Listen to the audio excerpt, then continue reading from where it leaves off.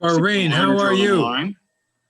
Looks like it's nice and sunny up there in the North Country. Oh, it is beautiful. We got to savor it because it could change so fast. You know. Yeah. Oh, it does look beautiful outside the window there. Yeah, it is. It is. I've been staining some old porch post, and it's really good drying weather. David, we're thinking about maybe coming back up to Port Clyde again because of the pandemic is just spiking everywhere. Up here, nothing's happening up here. So we're not quite sure what we're going to do. But Well, as long as Maine will let you in. yeah, exactly.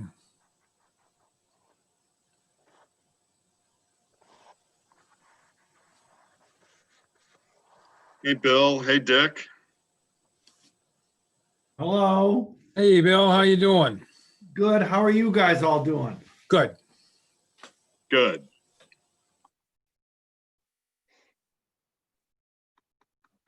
All right, let's see. So we're a little bit after 1. John sent me a note saying he's not going to be able to make it this afternoon. So we're still waiting on Mary and Chris and Rick. So I'm very interested to see Rick. Well, I'm interested to see everybody. But. Look at that. Yeah, the little printout of what you're saying. Yeah, that's the Yeah. new It said we're thing. very, Yeah, very we got some closed interested in captions. seeing Rec. So W-R-E-C. Well, so we'll need to correct that.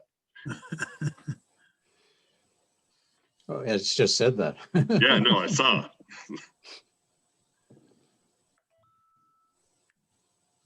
Yeah, Jordan was just explaining that this is a new feature with webinar. Mhm. And it'll be available as a separate transcript file, but also we believe something that will be on the video. So really a nice step forward for accessibility. Yeah. Now I have to be careful the way I say it. It's like looking at a transcript. Oh no, I didn't mean to say it that way. Hey, Chris, how are you doing? Good. Ooh, now Kareen's outside.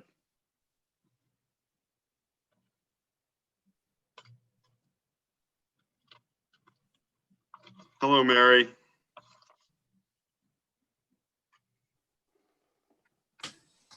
All right, so I think we're missing, we're just missing Rick.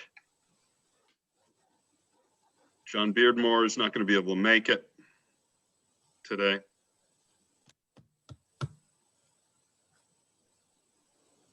So I guess we'll, why don't we get started and Rick can join us when he comes in. Maybe it'll be during the roll call. So we'll get this meeting of the Fiscal Policy Work Group of the Commission to Study School Funding, call it to order. And today is November 9th, 2020, just a little bit after 1 o'clock in the afternoon. And we'll start with a roll call just to see, document who's here today. I'll start her off. Dave Luno here in Hopkinton with Ozzy, the long-haired ducks, and sleeping downstairs. And John Beardmore's not with us today. He's got a hall pass, but Mary Heath doesn't. And I am here, here in Manchester, and I'm here alone. No, my husband's in the other room, actually. I can hear the TV going. So glad to be here. Great, great. Glad to have you here, Mary. And Chris Dwyer. In my Portsmouth office and alone. Great. And Dick Ames. Yes, I'm here and Jeffrey in my home office alone. Hey, and we've got Kareen Cascadden. Yeah, home in Berlin, New Hampshire. Great, thanks, Kareen. Bill Ardinger. Yes, here in my Concord Law Office alone. Great. And Mel Myler. Mel Myler calling in from Port Clyde, Maine. And we've got, thanks, Mel, and we've got Jordan Hensley from the Carsey School. Jordan Hensley here in Dover. My fiance is also in the house. Great, thanks, Jordan. And Bruce Mallory. Well, Bruce is here. So, so with that, we'll get things rolling. Jordan, we're looking all right for access. Yeah, haven't gotten any notes or anything, so I think we're doing well. Okay, great. So thanks everybody for convening this afternoon.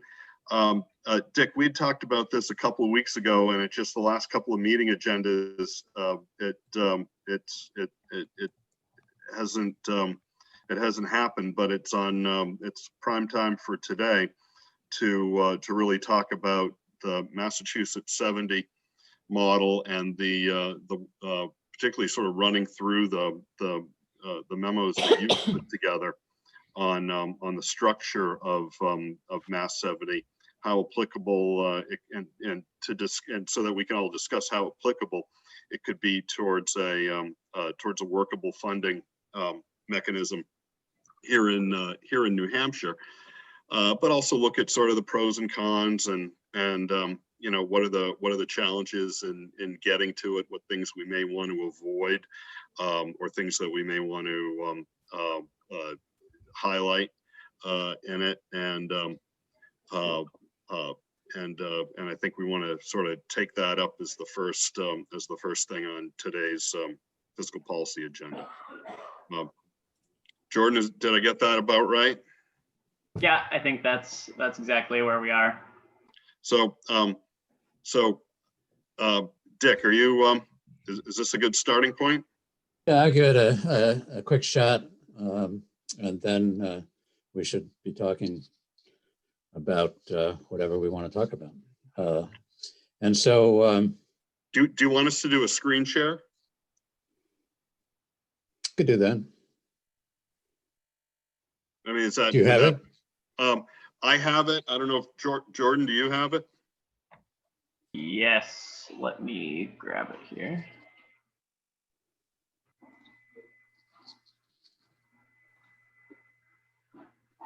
This would be the October 23rd memo. Yeah. Yeah. Okay.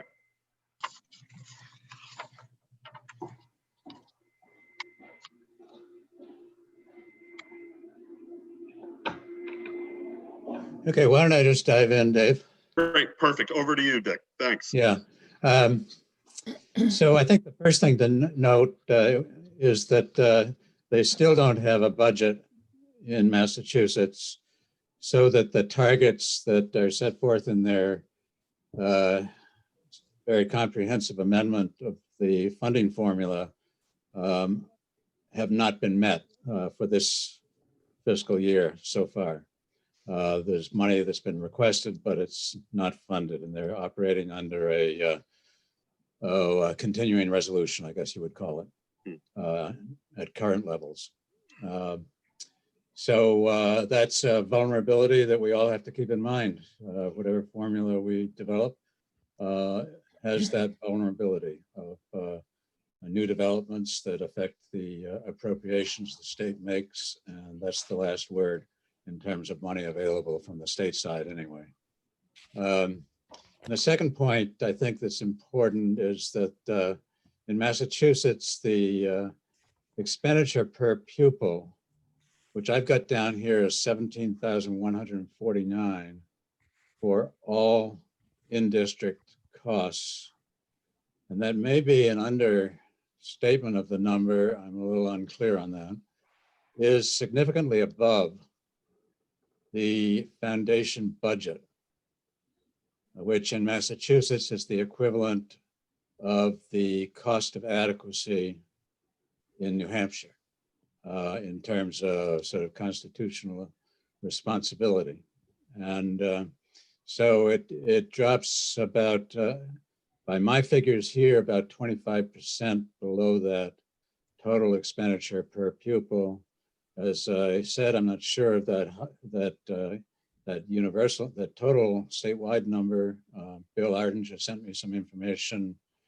I guess it was just this morning or last night that suggested maybe there's more money in the system than that number accounts for. I just don't know. But it would remain true that the foundation budget number is significantly below the total spending level. And that's the takeaway. In Massachusetts, the foundation budget, remember that's adequacy, is funded in two ways, essentially. One is state money, which we could call state aid, and they call foundation aid. And the second is their mandatory local minimum requirement or contribution. And that they call local money. So we got state money, which is tax money derived in the way that states derive their money from taxation and selling stuff and so forth. And then there's the local money, which is a property tax, but under this formulation, it's a uniform rate across the state that is set by the state to raise enough money to meet a target that the state has set of a local share against that total foundation budget. So they've got a share of the foundation budget that's going to be paid for with state money, and a larger share that's going to be paid for by local money.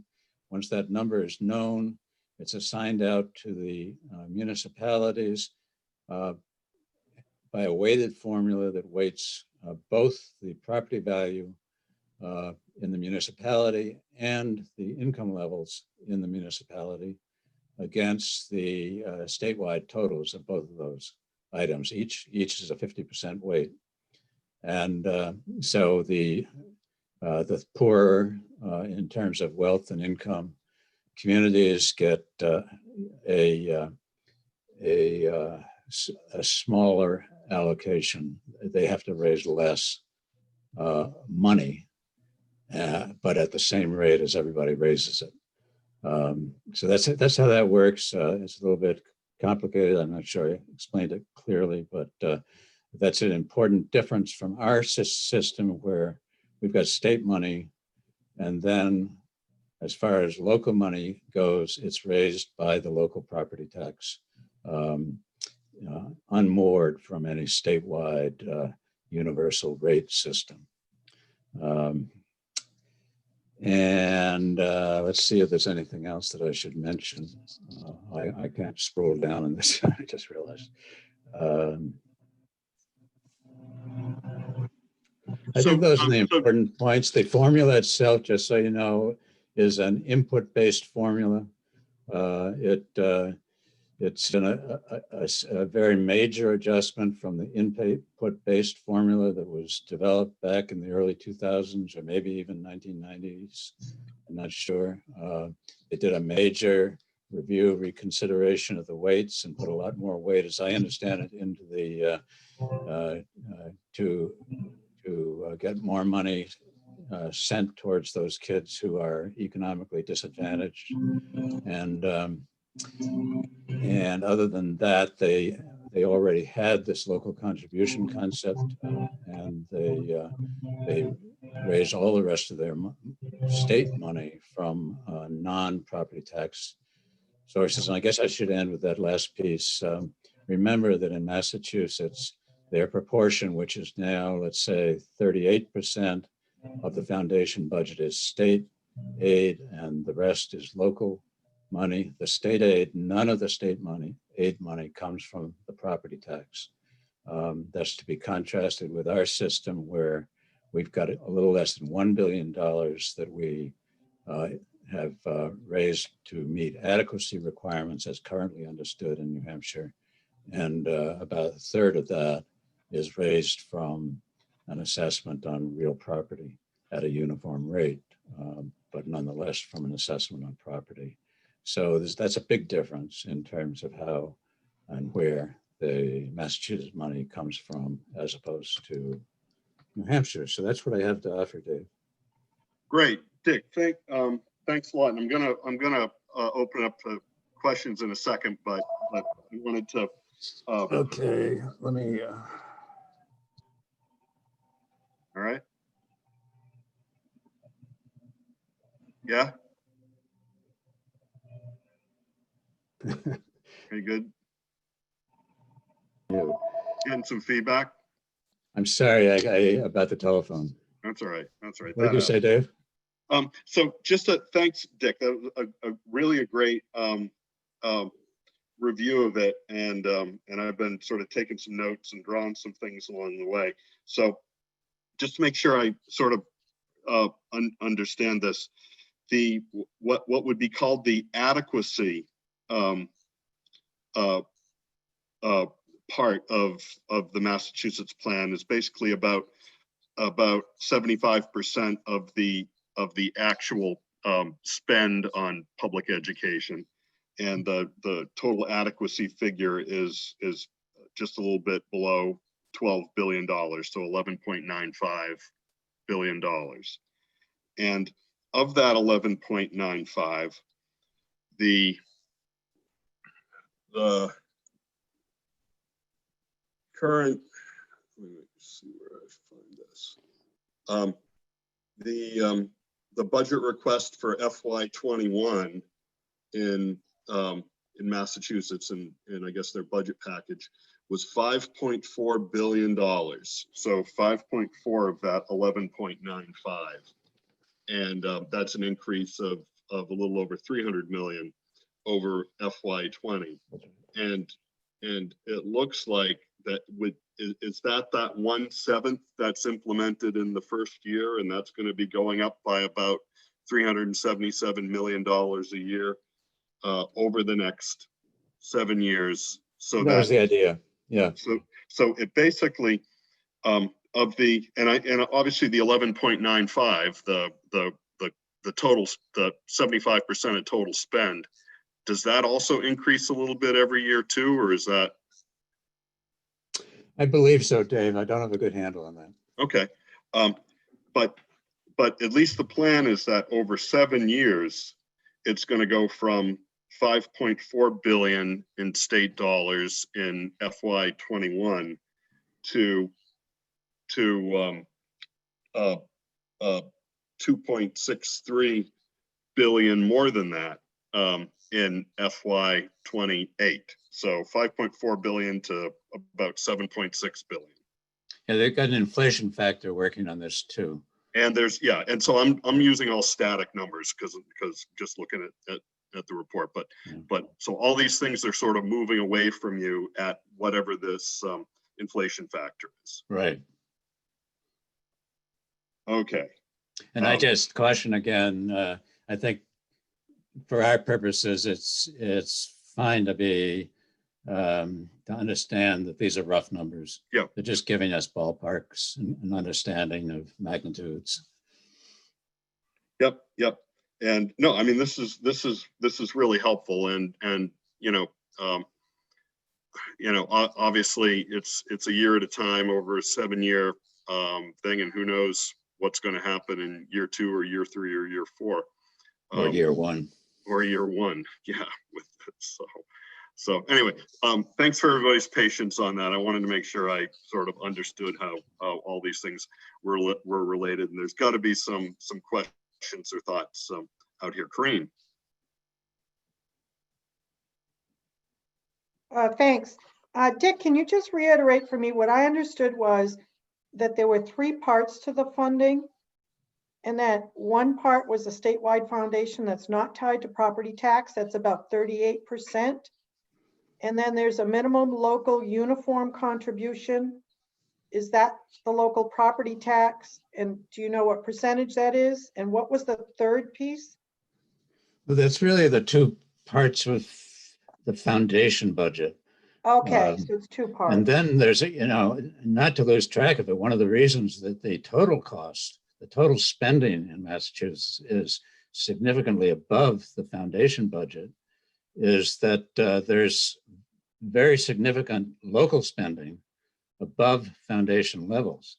That is a choice, often reflecting the ability to go up higher. But then one of the controversies surrounding this foundation formula system and the funding system in Massachusetts that goes on is it carries on is that there are significant inequities because many municipalities are able to go much higher than the foundation budget. And why are they able to go much higher? It's because they've got They the have more ability to money. go up without much pain. Yeah. Okay, thanks. So, so in that, along that line, Corinne, what, when I sort of like just sort of chart this out on paper, there's this first chunk that starts out in FY21 at $5.4 billion, or about 40-ish% of the foundation share, and that above that to get to the 11.95 billion foundation, that is that mandatory local minimum property tax. Right. And then- Dave, I want to interrupt your train of thought. I'm sorry, but there's Yep. one thing I didn't say, and it's really important, and that is that this local contribution tails off for the high property value communities that raise more money at the statewide rate than they need to satisfy their obligations. So it tails off down. That's an inherent feature of the local contribution system that distinguishes it from our statewide property tax, which does not tail down. And we have that question of the excess. If we went with a mandatory minimum local contribution like that in Massachusetts, which I think might be a very good idea, we'd have to recognize that there's some inequity that accompanies it, resulting from that tailing off for the higher wealth communities. And that is one of the, I said there's some controversy in Massachusetts. That's part of it. So, Do you know what that, Go just to ahead, follow up, do you know what that minimum amount is? That Yeah, they at most, a community with plenty of wealth would have to pay for 82.5% of the foundation amount.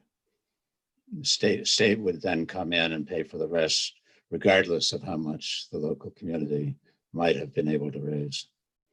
so Do that's you know- that's the everybody gets something. That's the everybody gets something, and then there's some other somethings that they get too, which are on top of that, I believe. I think there's Mhm. a $30 per student thing. I don't understand it, but there's some old harmless things and some new tweaks that more or less quote the good representative who came and spoke with us are politically based. Do you know So- what the dollar amount is on a property tax? With Yeah. that, I don't know. Good question. I'm bringing it up. Yeah, you got it, Bill. I'll get it. You guys keep going. I'll yeah, get okay. I was looking for that that rate, that property tax rate per thousand. What the uniform rate is before Yeah. before it gets truncated due to Yeah. raising more money than you need. Yeah. Okay, thanks. So going back, just sort of building it up out of the total spend, which I'm just gonna say is around, let's just say it's $15 billion total spend statewide on education in Massachusetts. $15 billion. 11.95 of that, so 25% less, is basically the foundation level. And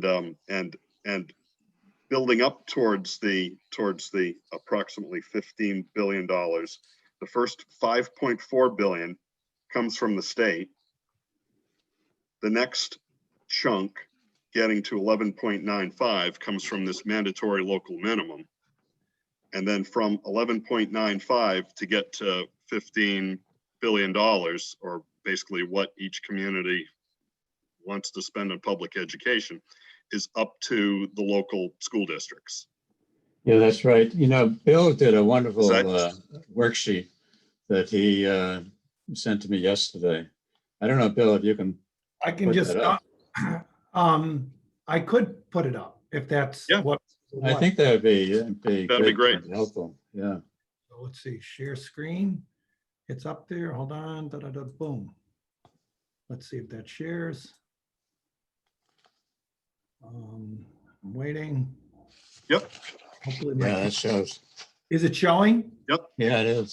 Okay, so I think I was looking and Dick was doing this work, so I was able to kind of like work alongside with him a little bit. And I was trying to get the right spending number. I found on a Massachusetts DOE site that when you take all net school spending, I got to an $18.6 billion total spend. That would compare to New Hampshire's roughly 3.2 billion total spend. So that's kind of, everything in there. That's all sources. And then the foundation budget for this particular year, which is like 2019, fiscal 2019. And so some of the numbers, Dave, that you were just talking about has properly jumped ahead of this. Yep. To like fiscal year 20. So like Dick said, we've got pluses and minuses Yeah, here. yeah, yeah. But- But you're illustrating the buildup is what Yeah. what this is really doing. So the foundation budget was about 10.8 billion. And again, I apologize for any mismatches in numbers. This is rough. And then that minimum contribution of that foundation budget, the minimum contribution portion of it was 6.2 billion. That's from property taxes that are collected locally, kept locally, but it's pursuant to a state law that mandates that they collect that, impose that tax and collect that tax as a condition to receiving the Chapter 78. The Chapter 78 payment was about, as Dave said, and Dick, about 5 billion. The sum of Chapter 78 and minimum contribution equals the foundation budget, roughly. There's some pluses or minuses there, folks, but that, then there was federal aid. I got this from the US DOE of 728 million. And other state aid, that's like categorical programs, special ed, building aid. Remember, they've got their share of non-formula grant programs, 2.1. And then the balance was what was funded up to the 18.6. And that was locally governed property tax. That's the local initiative piece. And when you put those together, the state aid is viewed as, the actual state aid payments under the way the federal government looks at it. So the state aid payment is 7 billion. The locally governed tax is the sum of the mandatory minimum and the locally governed tax. That's the way they compile it. The federal aid piece is there, and that's the total spend. So that the state aid is, there you see that 38% number that we've been toying with all our commission time long. And as Dave Luno mentioned, that's they've pledged, it's their hope to tick that 38 up a little bit over 7 years. So Dick, is this the one you wanted me to? Yeah, it is. Yeah, yeah. And again, caution, you said it a couple of times, but caution is called for in terms of Yes, accuracy. yes, sir. Absolutely. And so Bill and Dick, on the state grant dollars, every district would then be getting 17.5 in Massachusetts, 17.5% of their foundation, at least 17.5% of their foundation budget covered by the state. 82.5% is the cap on the mandatory local minimum, right? Oh, I see what you're saying. Yeah. All I know is on that, I still haven't quite figured out, Dave, how that models together. I'm having some trouble, but I do know this. in Wellesley, where that amazing representative Alice Pesh, who spoke to us, came from, Mhm. they get $1,700 per pupil, and that's the lowest state aid grant amount you can get. And the balance is the mandatory minimum, and then whatever else they spend on education is local property tax, and they may get some categorical grant money too, and some federal aid, Title I stuff. But then a town like Lowell gets as much, like New Bedford, $14,000 a pupil in state aid grant, and they have a very small mandatory minimum, and that's how it works. They have a very wide range. There's no like base cost of $37.09 per pupil or anything like that. Right. Let's see. I knew I saw some hands up, but it was a while ago. So Mary, did you have your hand up?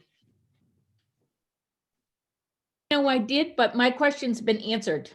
Mhm. Okay, sorry. Yeah, Chris, thanks. Not a question, but I think I read that their minimum is just $30 a pupil. So they start with $30 a pupil for everyone. And then I think they build the rest of that to that 17 point whatever percent. Chris, I don't know, but I think the $30 is a separate program. Oh, is it? Okay. Yeah, Was that the annual escalator or something like that? it was a buy-off. It's just a base. Yeah. I don't know. Okay. I don't think it had much anchoring in logic. All Are right. you saying there's sausage that might get made in some of these? Yeah. Well, I don't want to get too caught up in the sausage part of it. It's the stuff that's really important, particularly that could be useful here in New Hampshire, and like everything else, I'm sure there'll be sausage, a little bit of sausage that gets made along with it. But what are the things that really are good about this? I mean, I'd like to. are we speak seeing to an that. improvement in fairness and student equity? Well, if I could speak to the legal aspect of it, I'd like to. Yeah, go ahead. Go ahead. So we've talked a lot about first and last dollar, that idea, and the legal requirement for that or for something like that. And the question posed in this context that we're looking at is whether the minimum local mandatory contribution figured by a uniform rate across the state, but tailing off for wealthy towns, would satisfy the New Hampshire Supreme Court and its standards and holdings so far and interpretations to come, as satisfying its search for sufficient state involvement to count the dollars as state aid. And I believe there's a strong argument that argument would be successful, that position would be successful. And part of it is that it's so very, very different from the traditional delegated local property tax, which is essentially unmoored from the state. It's set locally. It is raised locally. It's raised more easily or more with greater difficulty, depending on a lot of factors, including the interest of local citizens in government or not, and including revenue that's available, property wealth that's available to be taxed. But the minimum local contribution would be a uniform rate that would be set statewide, and that would be then raised locally in a way that steered more state aid into the lower wealth communities. It all hangs together in a way that seems to be, to me, to use a word that the Supreme Court likes to use, reasonable, and involving a very significant state involvement that steers the whole system. So I wanted to say that about the legalities.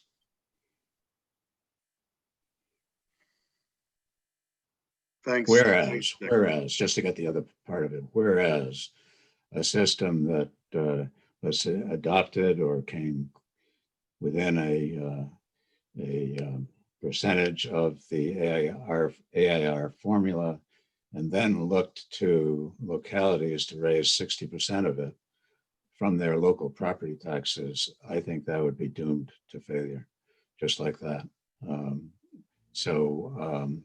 If we can't go with a minimum local contribution, and if we went with something approaching or at the AIR report level, the need for state revenues would go up dramatically.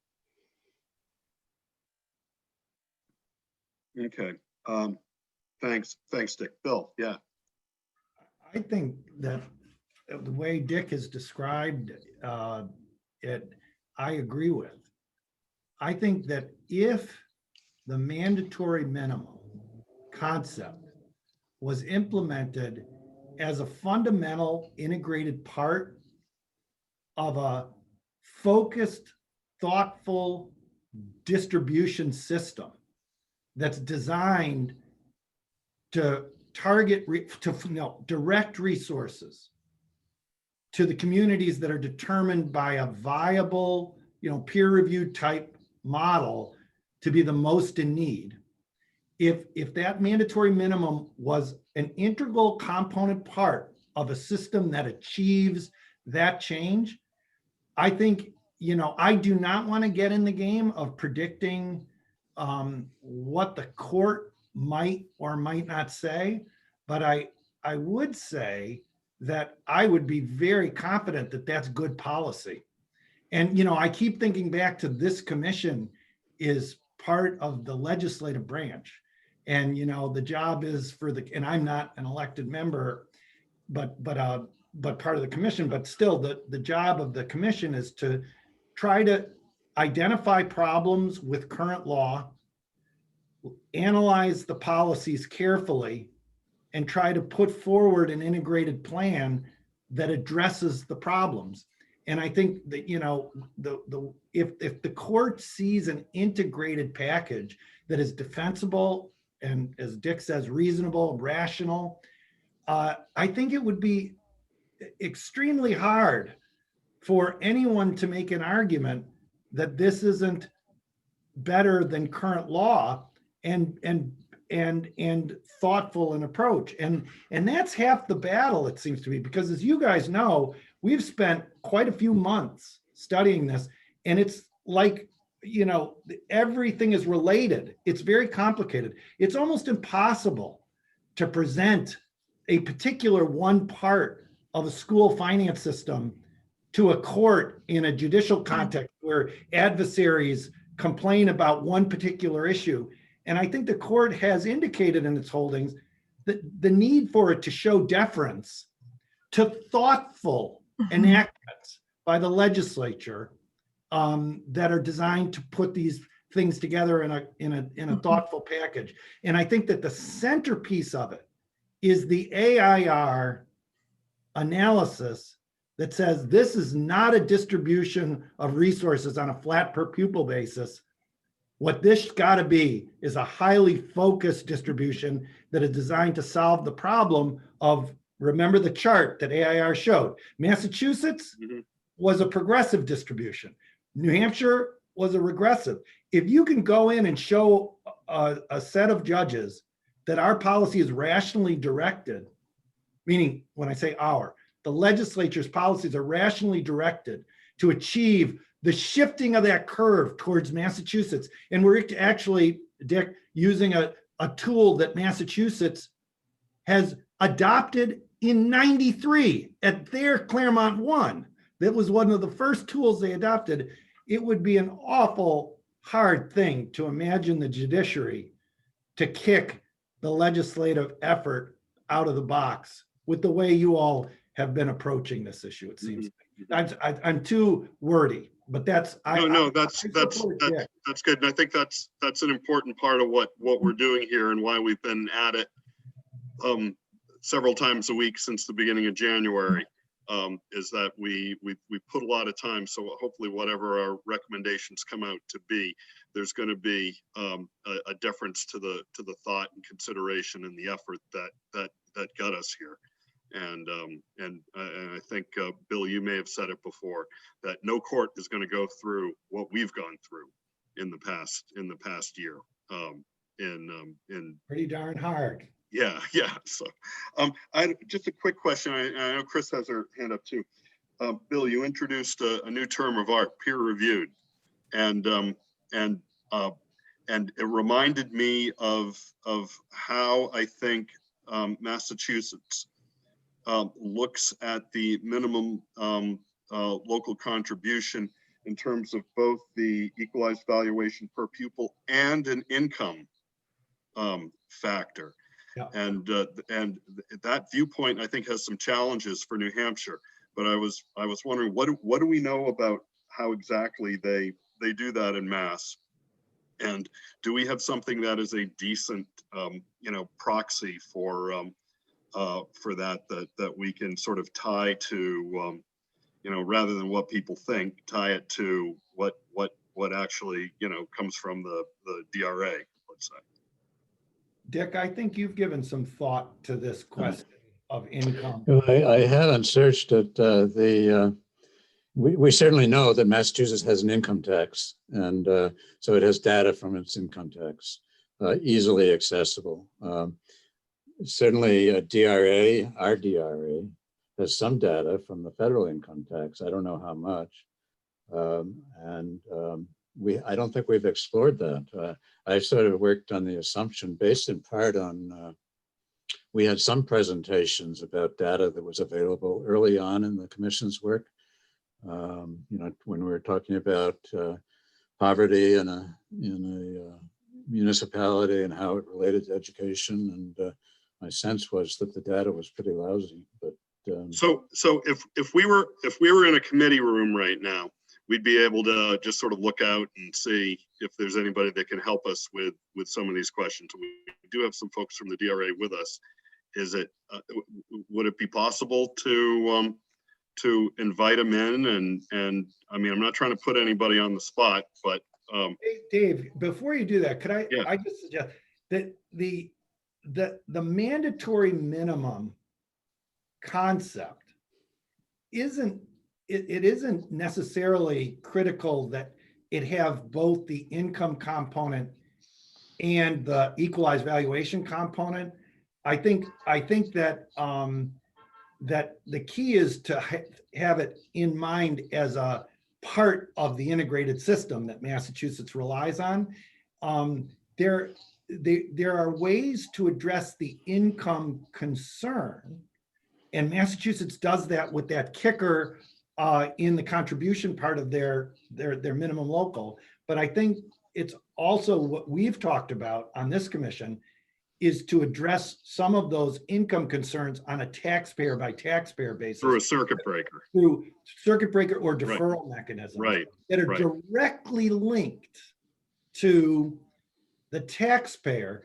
That I've looked at the Mass one, and it is definitely a concept of income that is community based. Right. And to some extent, if there was something in their structure that caught me off guard, where I said, most of what Mass does, by the way, as you guys know, I thought is swimming. I think it's a lot of good thought and a great model, but that thing was like fingernails on a chalkboard for me, because when you try and calculate the income of a community, you've got ranges of people, and you're wasting your remedy, your relief valve is, it's almost like you know, the earned income tax credit is targeted directly to people who are most in need of it and is very efficient. Whereas some other broader programs are not. So I would just, before we go too far down the rat hole of how to do it, I bet you $1 million, we can figure out a way to collect the data in New Hampshire to do it. It's just the concept that we've got to circle around and feel. Well, you know, Bill, I think that's a really good point. And based on that, I don't think we need to necessarily connect those two parameters if we were to explore the development of a mandatory local contribution model. We could base that on something that's concrete here in New Hampshire, such as your equalized, every taxpayer's equalized valuation. They're going to pay something on that.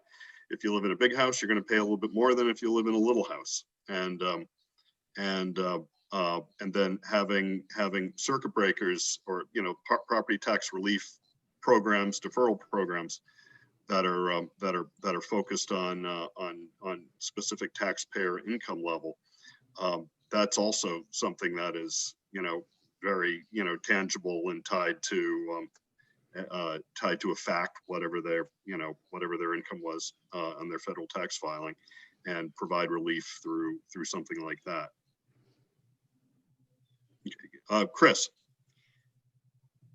I have a point earlier, but to this point that was just raised, I think it is worth knowing why they put that in there. And I wonder if it has to do with tempering the extremes, because there are probably many communities in Massachusetts, given what we know of Massachusetts, where, the resort communities, the communities in the Berkshires, where the property value is very high, but the incomes are low, are relatively low of the people who are residents.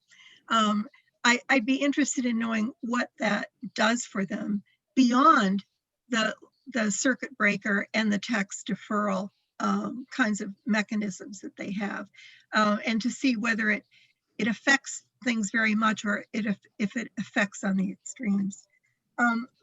The point I wanted to make before to what Dick and Bill were both saying is, I do think this notion of defining adequacy as a system of adequacy is a very viable one.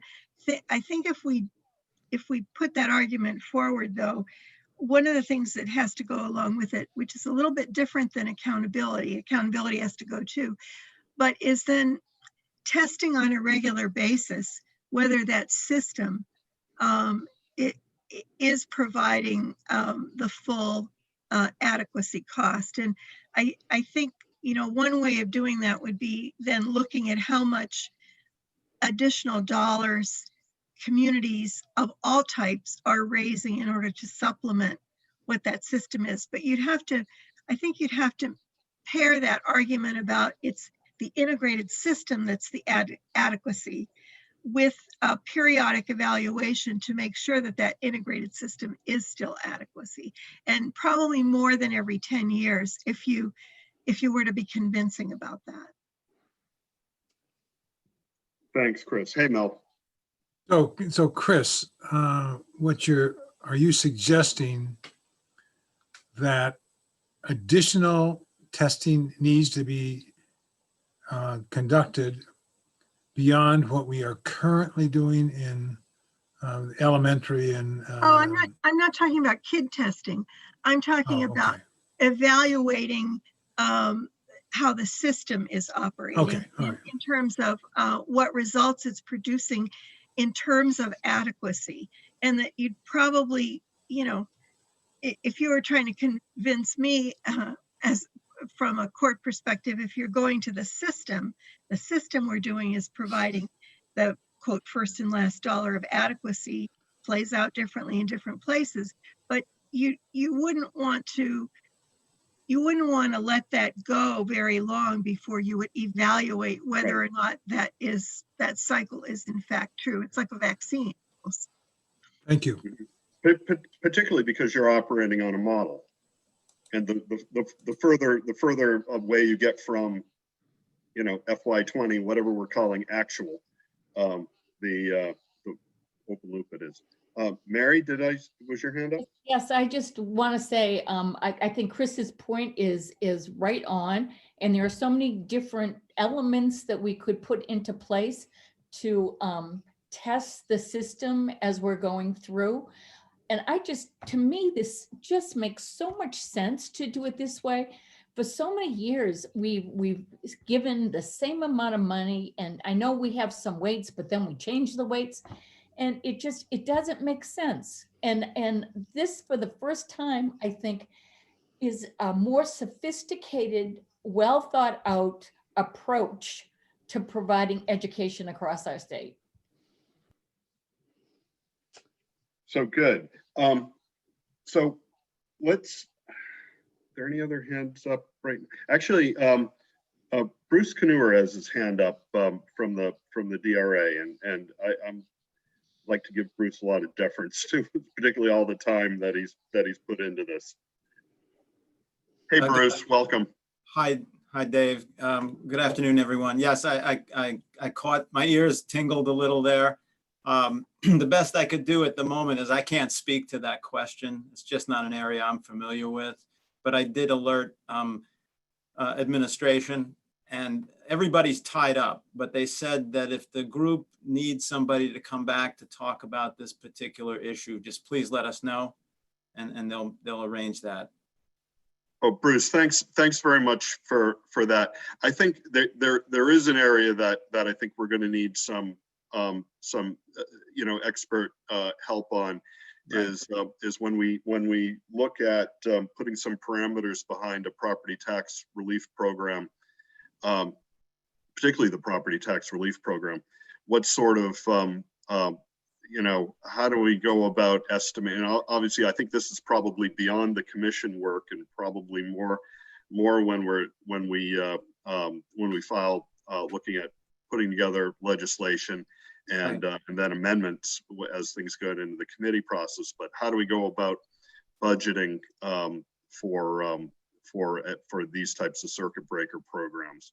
I do remember that some of those discussions, a few of us in municipal, we thought about it, we heard you, but we don't deal with the kind of data that I believe is going to be necessary for what you're discussing. Right. So that's why I wanted to alert administration, because if somebody needs to talk to the group or the commission about that, I mean, to me, it's, federal taxpayer information, which is kryptonite here in municipal. We don't deal with that at all. So I'm not familiar with what we have or exactly what can be used and how, but somebody could explain that. So just let us know.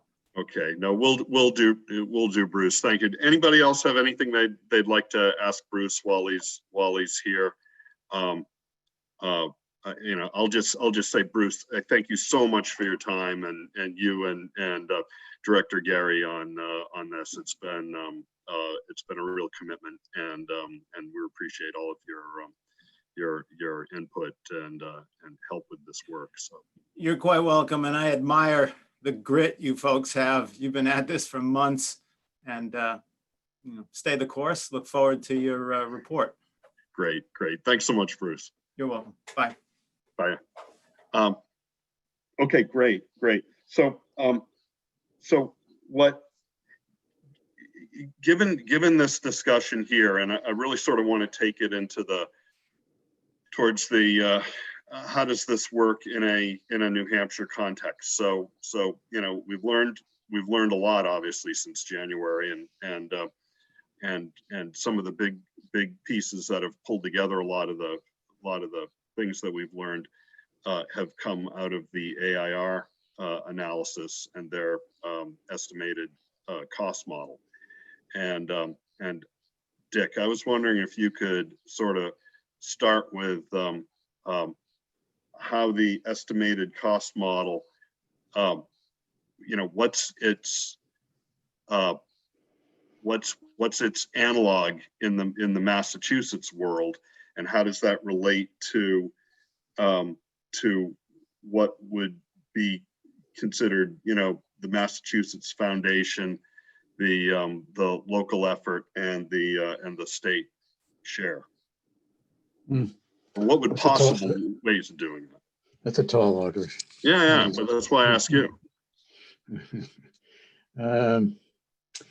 Yeah, the big question here. So we have this wonderful work that's been done for us by AIR, where they've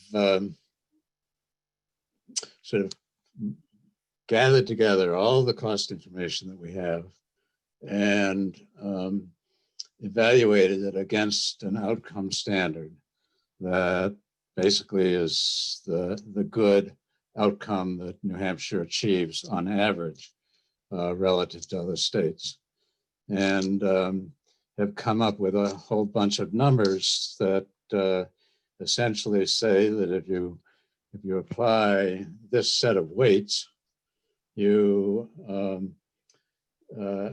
get to these kinds of costs to produce that average outcome, and that those costs will be different in each school district depending on the variables that they've put in, the weights. So that's what they've given us, and it's a good take on a prediction or an estimate, they use both of those words, of the costs that would be required to give every child the opportunity to achieve at that level, regardless of location or student need.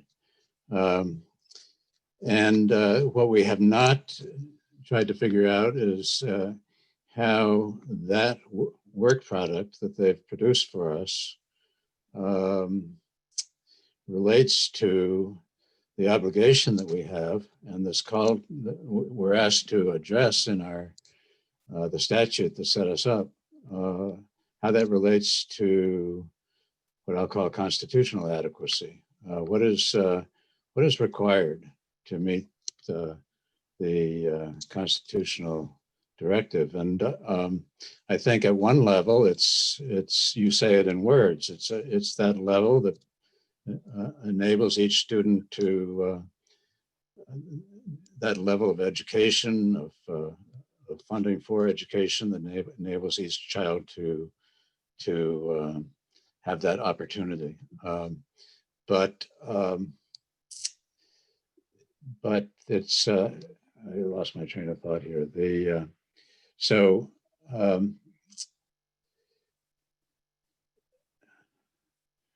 the AIR report gives us a measure of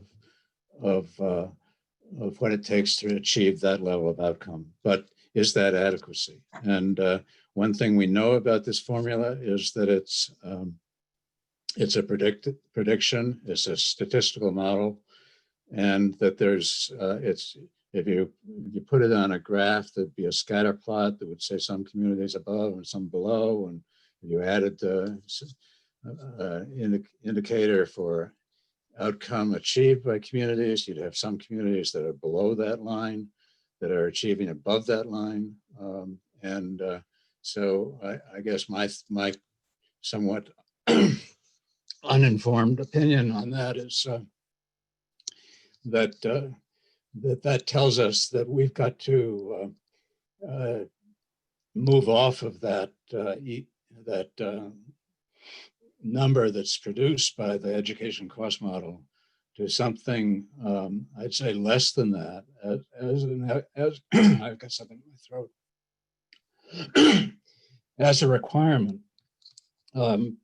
Otherwise, we're going to be telling communities to spend more than they really have to achieve the outcome level that we've called for. Furthermore, I think that Bill Hardinger makes a very good point about the need for allowing for local initiative, and I think that some play for that needs to be in the formula, so that we can be encouraging communities to achieve above and beyond, even though they don't spend above and beyond.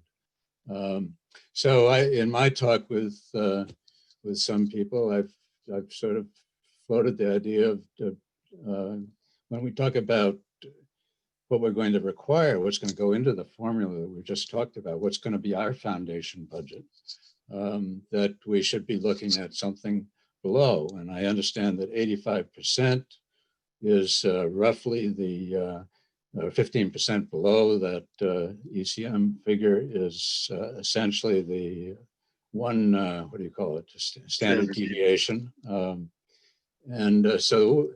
85% might be a reasonable choice. And maybe that's good enough. I can see adding a little bit more for local initiative. After all, we want localities to find new ways of providing education that's not as costly, provided that it's always measured by that outcome standard.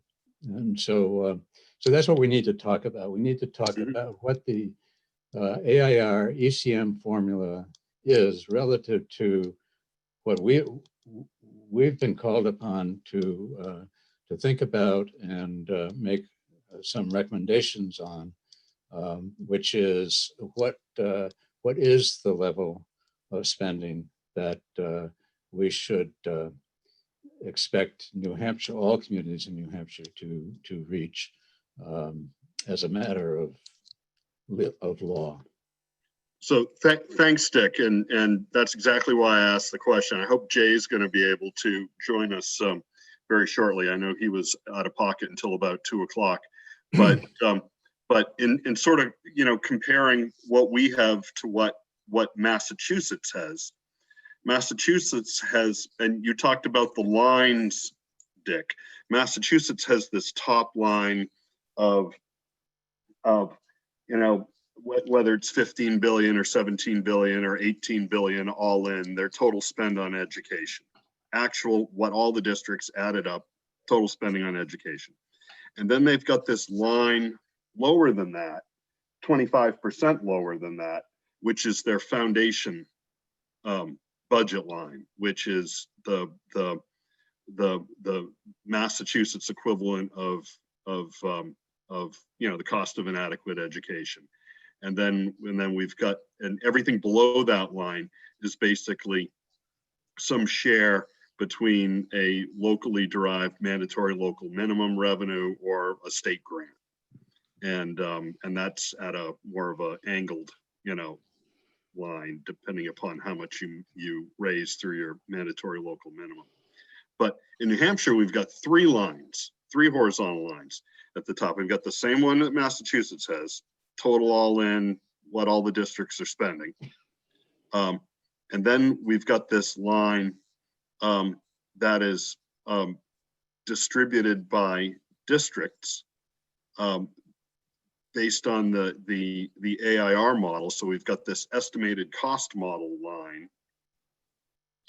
And then Dick, I think you've put out the suggestion, which I think sounds like a good one, of something less than that defines the New Hampshire Foundation budget, and maybe it's the cost of one standard deviation based on because it's great having this outcome driven approach, because we don't have to determine how much less chalk or paper a district needs. We just take a look at the performance level, what it costs to achieve a performance level. So and we have that data. So so looking at that, but just trying to and you floated maybe that's a 15 or 17%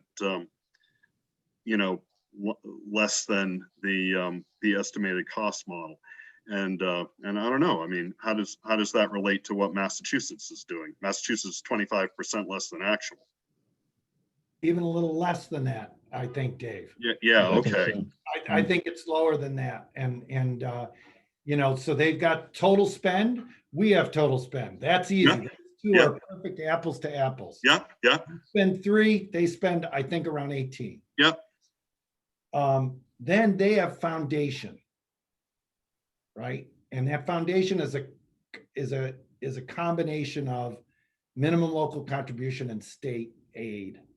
And that foundation is kind of what we think of potentially here as constitutional adequacy, using Right. Dick's term. I think the one thing that I've seen Dick write a couple times, which I like, is that, to me, state support for public education is all, supporting the constitutional obligation of the state. So when I see building aid going out at 32 million under a category grant, I see those state dollars as vital and important. When I see CTE dollars go out in a category, to kind of, it becomes somewhat, again, confusing and misleading to say, oh, well, no, we're just focused on this part of state aid. But nonetheless, I think foundation aid in Mass seems to correlate to a concept like Dick is laying out of constitutional adequacy in New Hampshire. Now, because foundation aid is not anywhere near the total spend, that means that there's another funding source. And that funding source principally is locally governed property tax. So Mass has a significant, almost 60% share of locally governed property tax of their total spend. And the balance is other stuff, principally foundation aid. And I think, so what Dick is talking about is maybe you take the ECM, the AIR model is by its very assumption, the total spend. Okay. So to start with that, there's a breakdown between Massachusetts and that, because Mass foundation budget is not anywhere near the total spend. So to some extent, Dick is introducing, well, maybe what we do to get a Mass concept on the table is we take the AIR ECM model, which correlates to total spend, and pick a lower number. That is the number that's driving the state aid component through minimum local contribution and state aid. I think I heard something like that. But again, you're saying, no, you're saying pick a lower standard deviation, a standard deviation lower, and that engenders local initiative. I'm not quite sure I follow that, but I see the basis for having a lower one is that we'd be in line with what Mass is doing with their foundation budget. Mm-hmm. Well, yeah, and Bill, I think the reason the standard deviation factor is important on that is because it provides the same level of distribution or opportunity equity for all students in all the districts, as opposed to just cutting every district by, or cutting total spend by something. So I got to think that through. I hear where you're going. Yeah. So it provides that relative scaling factor for, for each of the districts. And good. So now we're sort of onto I guess some parameters that we have that have analogs in the Massachusetts model. The AIR ECM number is really like the Massachusetts all-in number, and then some number below that, likely below that, would be equatable to the Massachusetts Foundation. But like in New Hampshire, as in New Hampshire, the foundation formula in Massachusetts and ECM's analysis here came after excluding school building construction on both sides, I think, and special education aid, the extra aid at the higher levels is excluded on both sides. And there are some other things, I believe, that are not in that foundation calculation, in that input analysis that they do and they've done in Massachusetts. Correct. We've excluded, I know, a couple of those in CTE and a few other things. And now we're talking about how to include them as add-ons outside the formula, where they'd have some standing as part of adequacy in a broader sense. We're talking about that. But in terms of formula, I think the formulas are parallel in excluding a number of items. Dick, thanks. Hey, I just want to welcome Jay Kahn and Rick Ladd to the meeting. Thanks to both you guys for being able to join us. I know it's really busy right now, and I know, Jay, you had a earlier obligation, so thanks for being able to jump on. What we've been Act. I'm glad Rick can still live up there in peace and harmony.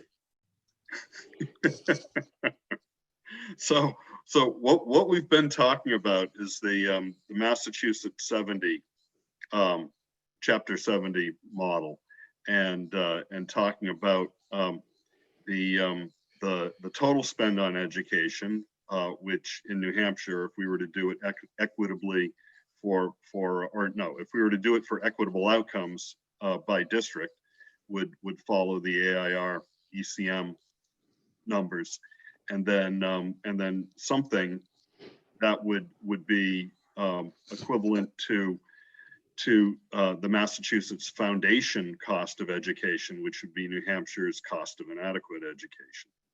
And I think Dick has sort of proposed that be some point below the ECM. And I guess the question that I think one of the questions that Dick put on the table is how do we come up with where that line is, what that number is?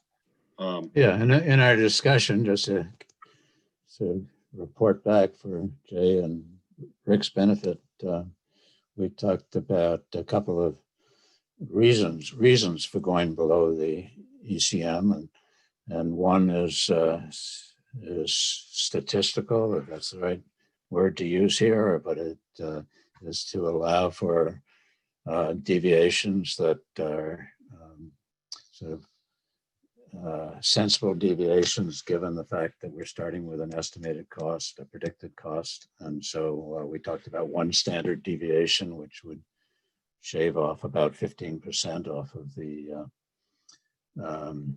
the hard cost that would become part of constitutional adequacy. And then we also talked about Massachusetts. We've had a long discussion about Massachusetts earlier in the hour, and how Massachusetts foundation budget is at a level that's lower than 25% below their total spend, I guess, is one way to put it. And so the thought of going down another notch from the ECM from down to 85% to as low as 75% is something that I guess I put on the table, given that that's what Massachusetts does, and they're doing a pretty good job as measured by many different measurements. But Bill reminded us earlier today that there was a nice graph in the AIR report that showed Massachusetts with a line that was progressive as opposed to the regressive line in New Hampshire. So Massachusetts seems to be doing pretty well, and they're doing pretty well at a foundation budget, which is our constitutional adequacy kind of budget level that is at least 25% below the sort of spend level that the ECM is calculated at. Good, thanks, Dick. Jay, do you want to comment on that? Yeah, thanks, David. I mean, if you want a comment, I clearly that's something I've been satisfied with the commission not trying to deal with, meaning a foundation or an input-driven model. I think many have tried that, and there are all sorts of numbers around it, and they can go to court and try to say, class size is poorly assumed, and that, we know all the things that are wrong about the input-driven model, and we could challenge each of those components and make something up that we think is better, but we've avoided that. Can I just, Jay, while you're trying, Yeah. Dick is not I know. recommending. I know Okay, that. sorry. I heard the couple of steps Yeah. that Dick is suggesting. I'm just saying, we don't want, so good. I think, Bill, you're suggesting that previously folks have said not to try to build an input-driven model in the same manner that we've seen in the past. Well, and that's in fact, is that the definition of the Mass Foundation budget is an input driven? Yes, It is an Yeah, input-driven So model, which is- we're just giving it the analog in Massachusetts with, their obligation is called foundation. Our analog is called adequacy. but theirs is an input-driven model, right? Yes. And I mean, I've do we really want to go there? I hear you on the alternatives. I do think that our strongest argument is that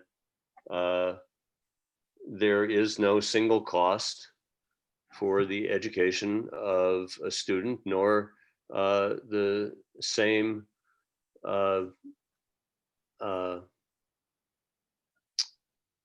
student cost, average student cost in a district across the state. There's not a statewide, I mean, the statewide average, we know it's 17,000 and change. So I'm caught up. I mean, I just wanted to say that I understand why we were at 17. I think trying to come to something that's below 17 doesn't have the same rationale that the 17 does, which was arrived at in a very statistically heavy valuation of all students and their characteristics across the state. Anyway. So Jay? Yeah. Yeah, I just want to challenge that. Only because the ECM was developed based on currently what we spend, what everybody spends, what all the looked at through the lens of the performance that district spending was getting, the differences in district characteristics and student body, students in those districts, and then recalculated so that students in those districts would have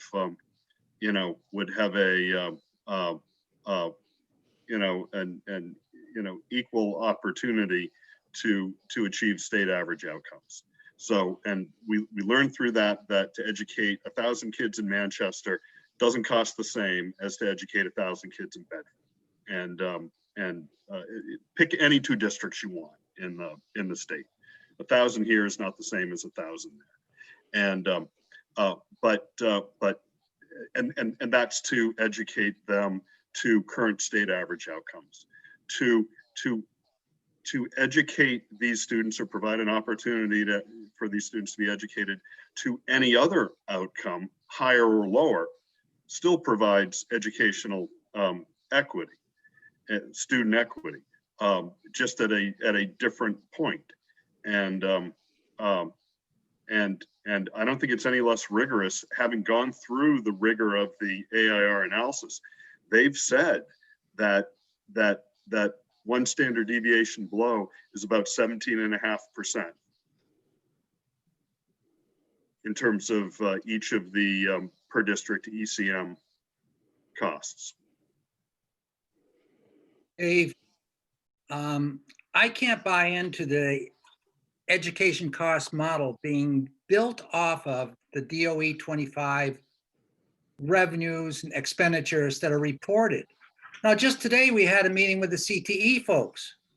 There's numerous districts around this state that receive no revenue for these CTE programs. Only if you're tuitioning do you receive that revenue. So these districts are having to cost those costs of the labor and running a CTE program, and that's reflected in the DOE 25 form, as a number of other components of that are also reflected that are not, as I see it, the inputs which are based upon those elements and resources that are support the definition of an adequate education. How much revenue is that, Rick?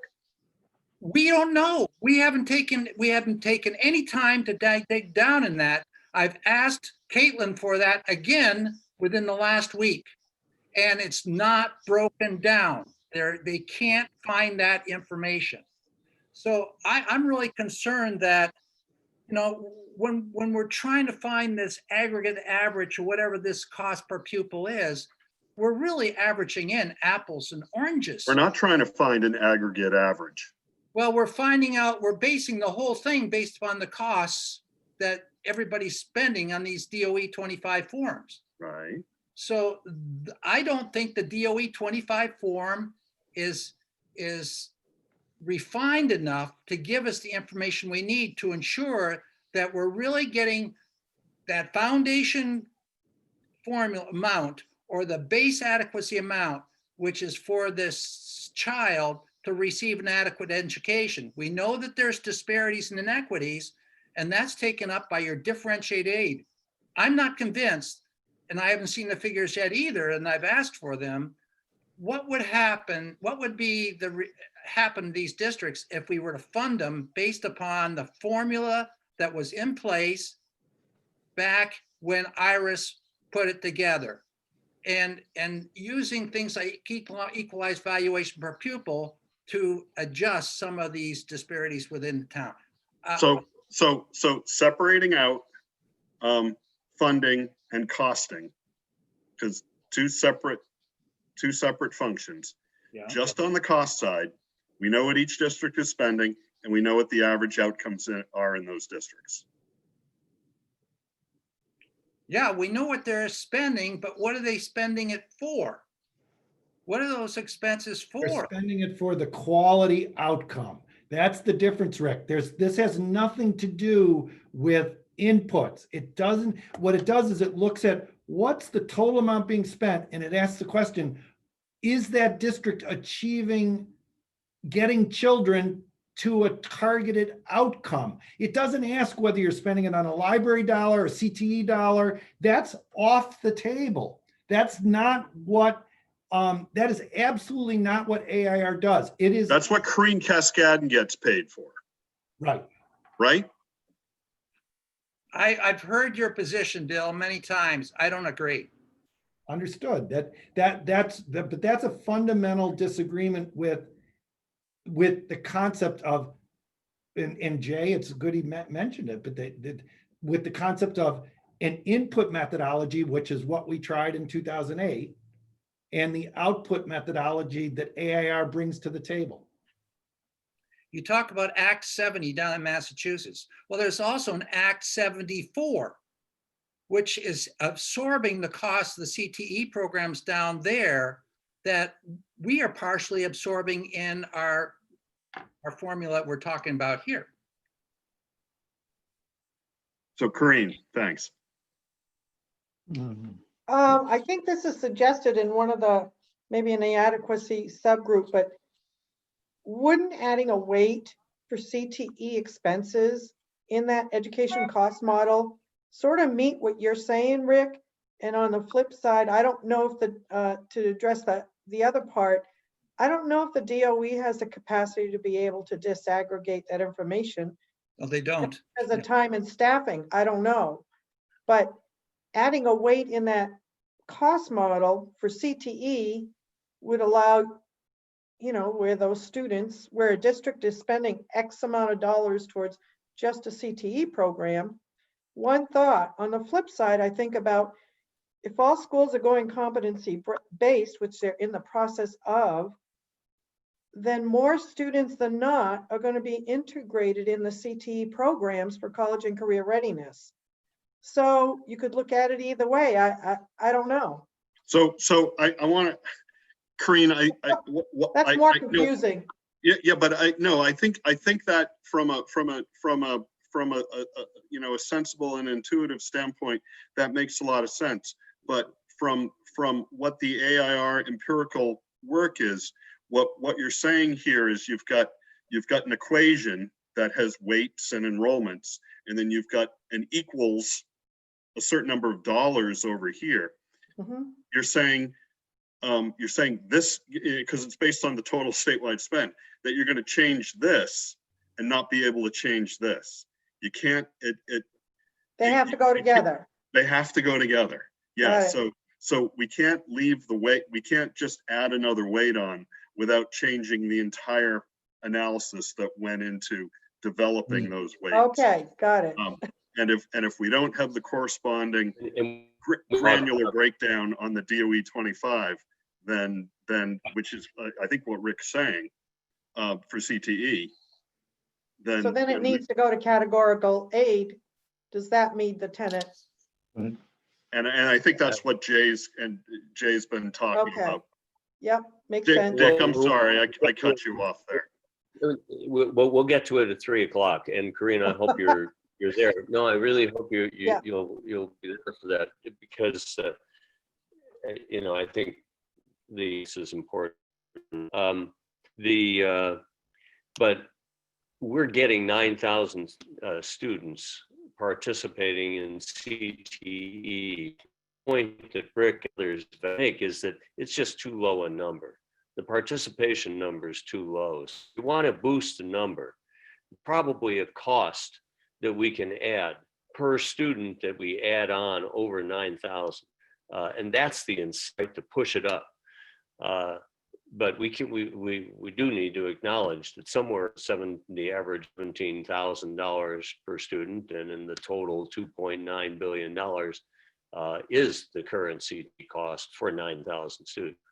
But the point that I think people are making is it's just not, it's the wrong number. If you want to, well, we should find a way to boost it. I guess I wanted to come back on, David, Jay, I did have one comment about that we're talking about those 9,000 students, but all those 9,000 students are not getting that tuition support. That's going to schools that are actually tuitioning those students, not for those students at Plymouth High School. Where you're hosted, where you're the hosting school. Yes. That's No, part of our problem. well, I mean, it's part of our base costs too, because Plymouth's costs are in there and for their students. It wouldn't be a base cost because the base, some students would get it twice then. Some would get it through that, taking out the transportation, then they'd get the remainder. Those students would. But then there'd be other students getting this, and the others would also get the part that's in base foundation. They'd get it twice. Eric testified to that. That's correct. Yes. That the students that travel to go to CTE programs, those districts get paid adequacy plus the CTE tuition, as opposed to the students who are in districts that host CTE programs. They just get adequacy. So if you put something into the adequacy, the base that's supporting CTEs, there's some that are going to be getting the 2 times. And so this is a real complex issue, and the CTE people are looking at trying to remedy that through their study group going on. I don't think this group is going to be able to tackle this one in the next 30 days. I agree. David, I just want to help you get back to where Dick was, and you know, there's probably still nuggets of that conversation to be mined. The notion that we have an estimated cost model, we have a weighted number of students, we have a total spend, and we know what the average spend is for that weighted number of students. Dick is suggesting that there is some number less than that that is a foundation number? And is it worth having a decision guideline that suggests what that foundation number is? I don't have it. And then you were trying to suggest, well, maybe there is a statistical means of doing that on the basis of a standard deviation off the average outcome. Anyway, I wanted to just reposition what I heard. Yeah. Heard the point being made, and that's a significant statement to be made. Were we to make that, I don't know how well it holds up, but let's hear what some of the other folks have to say about it. Okay, no, sounds good. I see hand up from Bill. Let me try, Jay, so that we know that the ECM model, because of the way they set up the assumption, is focused on allocating or apportioning out total spending. And total spending, we know, is comprised not only of state dollars, but also federal dollars and local governed dollars, right? So total spend covers all sources, and the ECM model, which is that 2.9, taking away like special ed or something like that. Well, all the federal dollars, right? Yeah. All the federal dollars too. Federal and categorical. So it really is focusing on a combination of local property tax dollars and state dollars. So one thing that I was hearing from Dick is that, hey, and this was before you got on, Jay, where Dick was describing the Massachusetts system, which has its foundation budget, which, yes, is calculated, Rick, using an input methodology. So that's very different than ours, that it sets that number, and that number is funded by two sources: a minimum local contribution, which is a mandatory local property tax requirement, and Chapter 70 state grant aid. But that only covers whatever the percentages we've been talking about, 60% of the total spend. Where does the rest of the money come from? Locally governed property tax in Mass. And so I think what I've heard Dick talking about is preserve the relationships that are so fundamental in the ECM, the AIR model, which is showing that Manchester, you need to spend more total dollars in Manchester to help their children achieve an average outcome than you do in other places in the state. And preserve those relationships, but just have it focus on a minimum local contribution plus state aid dollars, and the balance will be federal aid, will be other categorical aid programs from the state, and will be local property tax dollars. So that's what it was. It wasn't trying to mimic an input-based foundation model. It was taking the AIR model and moving it from the total spend reflection to something that takes into account the fact that whatever model we come up with, we know it's going to have three sources: federal aid, state aid, and locally governed property tax aid. It's just trying to build a formula that gets us to those executable budget focus items, but while preserving the differentials that are so fundamental to the output-based model, which I think is the greatest message that we could accomplish here, is that, you think of two towns, both have 20 students, both have one teacher with masters. If we set an input model, you say, oh, it costs the salary level for the teacher with masters in each town. There's the input measure. But we know for a fact that based on what the kids bring to the table with the student-centered needs, that doing an input approach will not capture the differences between those children's needs. And I believe the state of New Hampshire, and I think that's what the court meant in Claremont, has to have an assessment that says, what do we have to do to make sure every kid gets to a target outcome goal? And Rick, I'm very, So I think that, Bill, I think that's at the core of Jay's concern, though, is and I'm trying to understand this more, and I think I understand it more with your explanation on top of Jay's explanation, that while we know that AIR's research tells us that to get to a target outcome for Manchester, you have to spend this total. And to get to a target outcome for Claremont, you need to spend, and it doesn't really matter what, but you need to spend another number total for that same target outcome. Now, if you reduce those spend, each of those numbers, the total dollars spent, by, let's say, 15%, and that's what you spend in those districts, do the students still get not to the same outcome before, but do they still get to the same?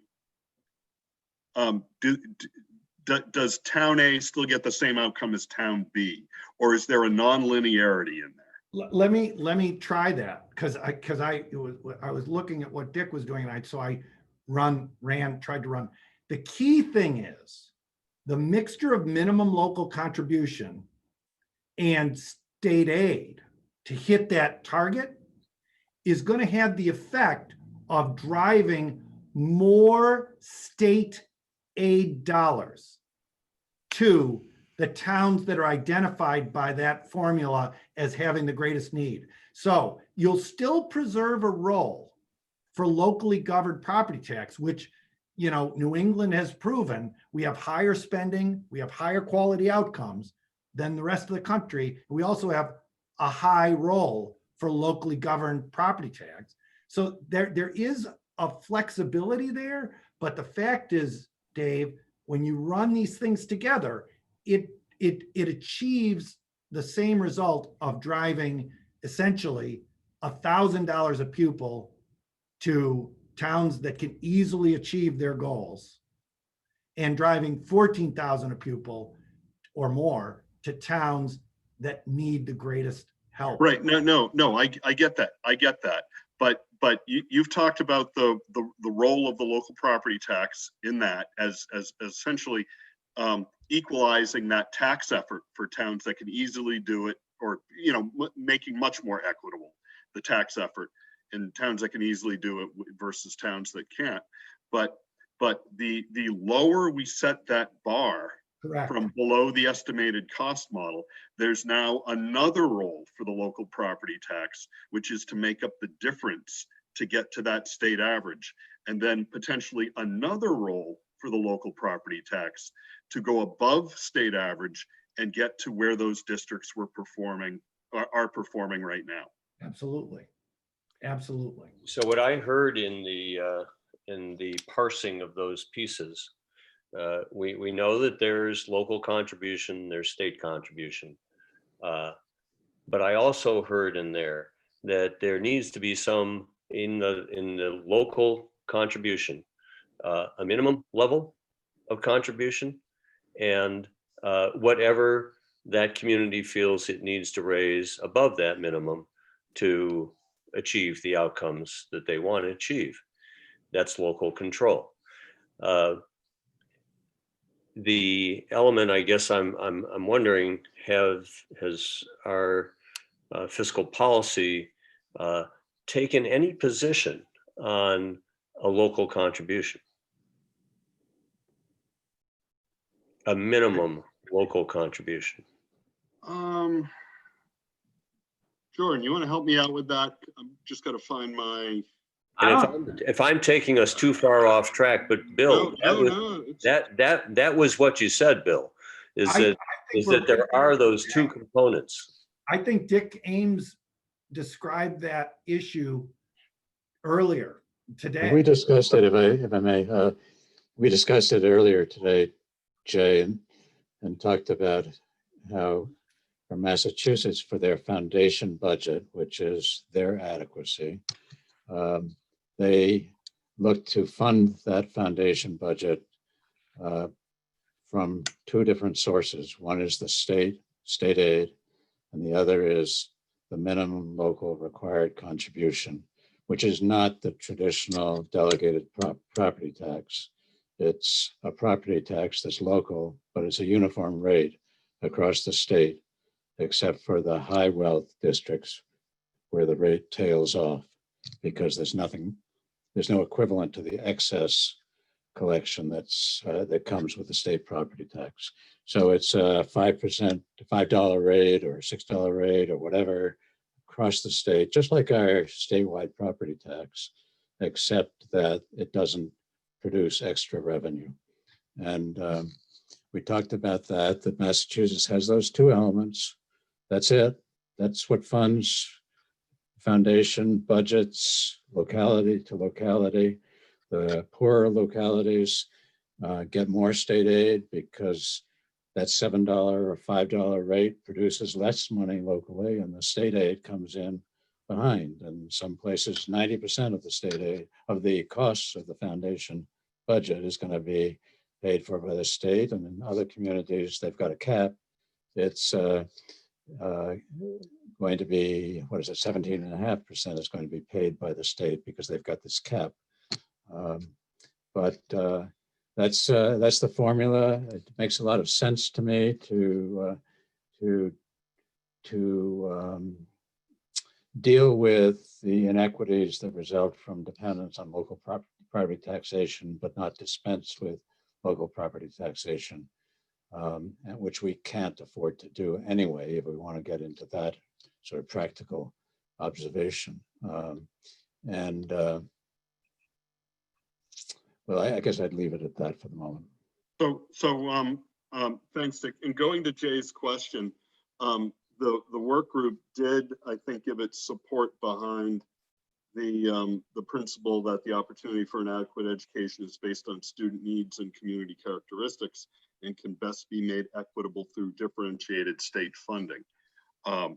And I think those are actually, I think you contributed those words at our last work group meeting. And so, you know, if you're going to have differentiated state funding, there's certainly it implies a role for a local property tax in that. Yeah, and I think we also we discussed, and I think this group came to an agreement on the principle that to the extent that statewide property taxes are used to fund education, they should be, you know, collected locally, remitted to the state. But I do not believe that this work group has yet taken a position on any mandatory minimums or whether, you know, or a projected amount. You know, for instance, AIR in their example gave, you know, $5. But this group has not made a determination. I think it's been left absolutely on the table as an option, but that I think that's still open. Yeah. Go ahead, Chris. Thanks. You could argue, just this is conceptual now, that if we continue to have such a weak accountability system and a weak Department of Ed, that you would want to have a higher contribution locally. I mean, it's the Bill's kind of skin in the game argument that, you know, there's a conceptual piece there. Obviously, there's also, you know, sort of how the formula works out, how the math works out in terms of, you know, where you set these arguments. But I would, I think there's a mathematical aspect to this, and then there's also this, if you believe in local control, and if you believe that paying attention to dollars brings that, then you also have that conceptual piece. So you have both of those to play with in figuring out where you would set that threshold. Right. Bill, how do you get around that none of the financial obligation can be shifted from the state to the local district? That was in the, which was Londonderry, yeah. Well, I think we talked about that a little bit earlier today, Rick, and I think, Dick, do you mind if he asked me the question, but I'd like to defer it to you. Please do. Go for it, Bill. You should do it, Dick. You did it very well. Can I, Yeah. Rick, can I defer to Dick because he did it earlier? I'm just looking for an answer from somebody. So state the question again. How- The Londonderry case stated that none of the financial obligation of the state can be shifted to the local school district. I think it's something like that. Yeah, okay. So in that is part and parcel of our return time and time again to the first and last dollar discussion, right? It's a very similar discussion. We talked about that this morning, and to the extent to which New Hampshire defines an adequacy level, let's say roughly at the ECM level, and tries to pay for that with some state money and the rest local property tax money in the traditional sense of local property tax, that's a no-go under the Supreme Court rulings. It's quite clear that an unguided, unassisted local property tax can't be used to fund the obligation for the state to provide an adequate education. But if New Hampshire were to go to a local required contribution, a minimum, however we say it, I keep getting the words mixed up. If we go to this other concept that's used in Massachusetts, where it's a uniform rate across the state, and it does have an inequitable feature to it in that it tails off for the property wealthy communities. But if we go to that, and it's part and parcel of a coherent, rational scheme to fully fund what unarguably is an adequate education, then I think there's a very good chance it would pass muster with our Supreme Court as meeting the state's obligation to provide and ensure the provision of an adequate education. It's not a slam dunk, but I think there's a strong argument there. Our Supreme Court has never considered anything other than a system that's supported in a major way by the local property tax. We'd be moving off of that. Thanks, Dick. I really like the fact that we get transcription of this stuff in real time now, and we can That's probably. dangerous, though. You see whether I said a different thing. No, it was really good. Yeah, we'll be able to compare it a couple of times now in this afternoon's transcript. So. But I think it's a real strong point as well, and it's based on the reasonable opportunity for an adequate education and I think student equity. So It's regardless of wealth or need. That was also in that same court case. right. Yeah, that would be part of it, Rick. Yeah. That would definitely be part of it. Yep. And Bill, Rick, go ahead. Yeah. I think Dick did a much better job than I would at restating the position. You know, I have a position that's a little bit further, which is I don't think the first and last dollar rule as a matter of policy makes any sense. I think it's harmful to the project of building high quality public education. So that's a different position. What Dick has done is said, no, let's take the first and last dollar rule. Let's assume that that rule is part of the firmament that we have to deal with. This structured approach to achieving the good end of focusing on trying to help children in the most needy areas possible, that structured integrated approach should pass muster with the general duty of the state to ensure an adequate education everywhere. And that, so mine has been a little different, obviously, because I've been more direct on saying, I don't think that rule makes sense. Dick is not saying that. Yeah, I'm not sure what I'm saying. If it came to that, in the event that there was a rejection by the court of this way of state funding of its obligation through a minimum required local contribution, then I might say, let's go, Bill, and challenge that. But I don't think we have to. So we don't have to reach that issue.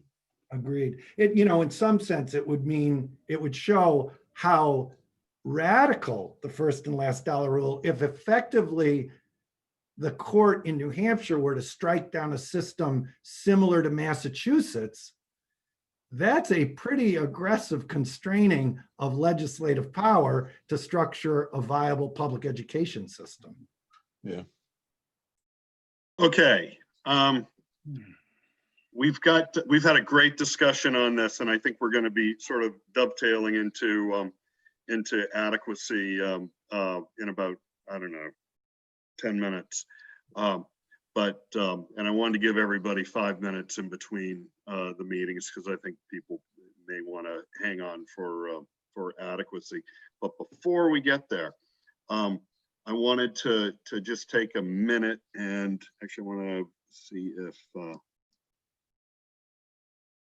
he's not with us right now. Mickey was here earlier, but I can follow up with him later.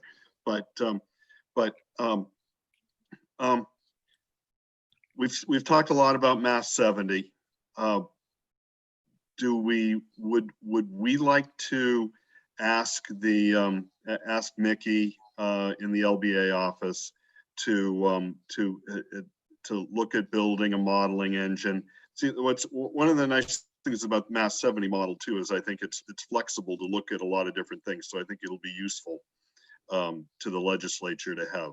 But look at ask Mickey to basically put together a spreadsheet that would allow us to model, try different things with a local mandatory minimum, and EVPP. We've got that information from the DRA, so it'd be pulling in different sources of information. We've got the ECM or percentage of ECM from the AIR spreadsheet, and we could start to actually provide a tool that could be used in the legislative process.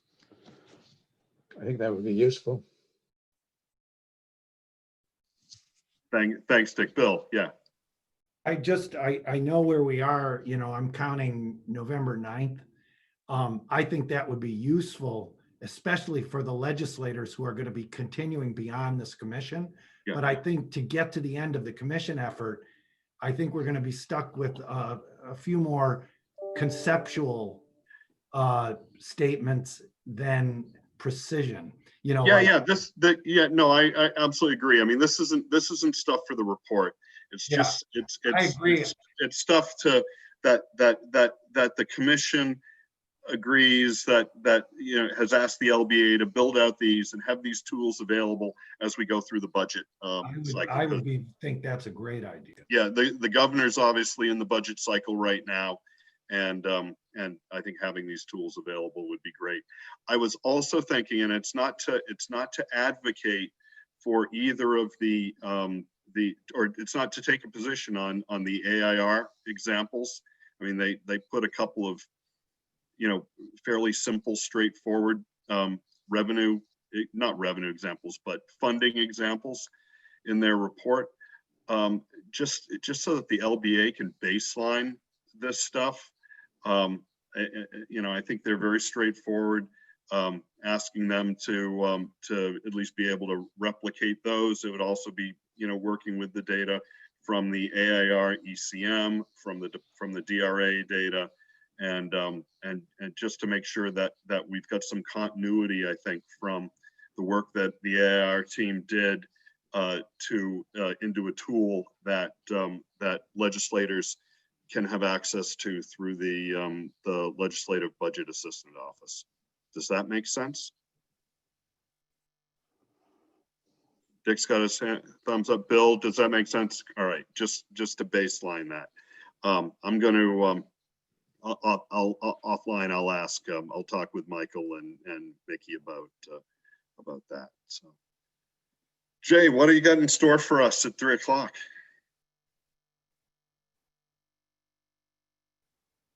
The agenda has been distributed. We'll look at a few principles, and we'll look at how we deal with some of those categorical aid recommendations that we had from the last meeting.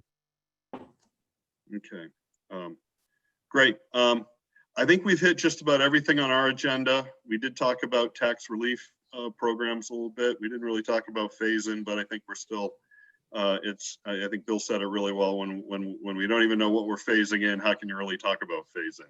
So, so that's probably something that'll come out as the legislative session takes up. All right, anybody else, anything good for the good of the cause right now? We can take 5 minutes and then rejoin at 3 o'clock. Is that good? Yep. All right. All right. We'll see you guys in a little bit. Jordan, you just want to keep the meeting active? Yeah, that's fine. We can hang out. It will be in the same room regardless. So the same Yeah. link. Yeah. will So work. it's the same. So it's the same thing. And I think a lot of our attendees will probably be with us in that. So great. Perfect.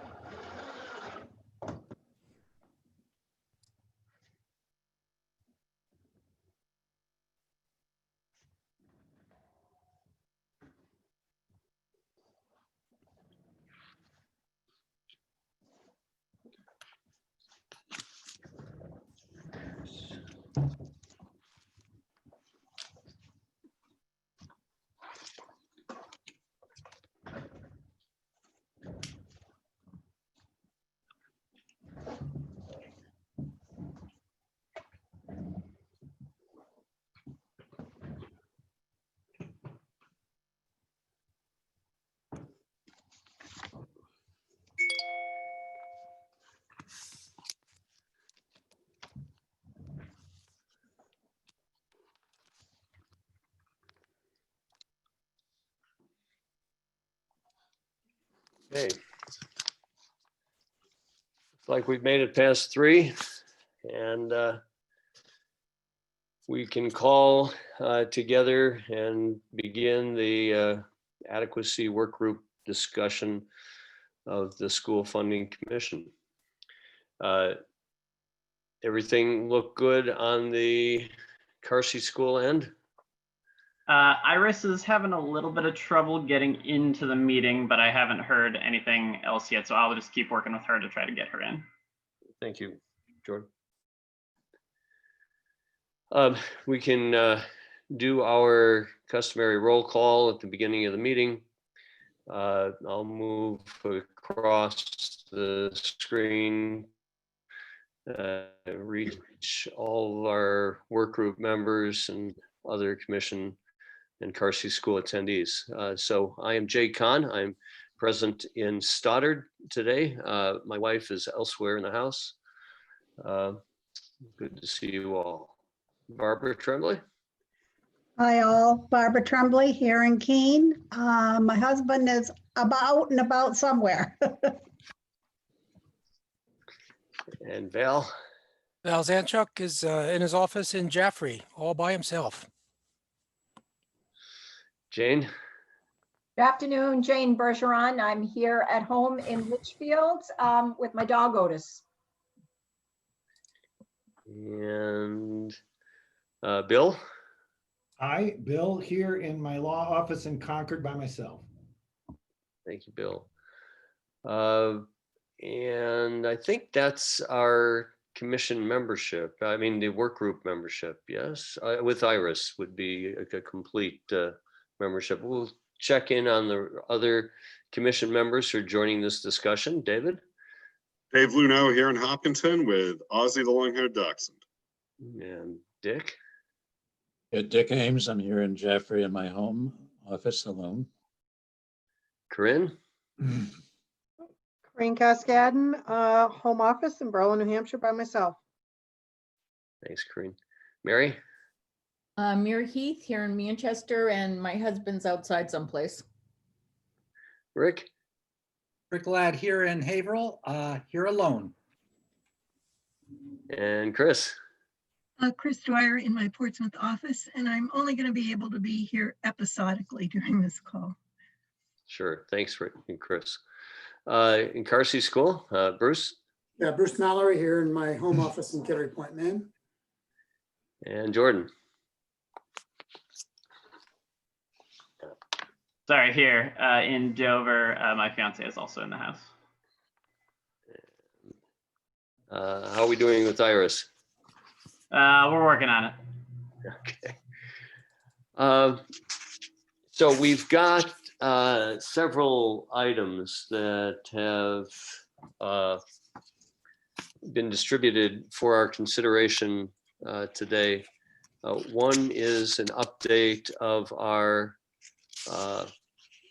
discussion from November 2nd, a Word document that deals with various categorical aid assumptions, or at least conclusions about categorical aid, as well as conclusions about our education cost model. So we're going to open with that. Is to separate the second item from the first because of the principles that are in the second item. The second item is a set of principles that are suggested that would become part of the report and relate to the ECM, the education cost model. So Bruce, you probably got the key to leading us through at these documents. Jordan, when we can get to the point of seeing hands raised, maybe we can use that tool to raise our hands when we wish to address the topic in the papers that we've got, the drafts that we have.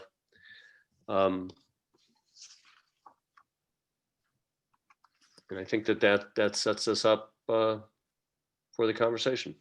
Okay, Jay, thanks. So this is the document that was attached to the agenda that went out previously and then again earlier today. It has two different sections on it. This is the November 2nd document Jay just referenced. The first is a couple of paragraphs on the education cost model itself and attempts to articulate where this work group has landed so far. This is marked draft. I'll remind you that we edited this slightly based on especially Iris's input at that November 2nd meeting. And then the second part of this document is some broad sort of bullet point kinds of recommendations or considerations around the categorical aid programs. And we did begin to work on this at our last meeting, and I was not present for all of that meeting, so you'll have to catch me up as well as we move through this. The first item on here is career and technical education. And the group can help affirm how it is we responded to the idea that we would add another weight for a weighted value to the ECM specifically for CTE programs.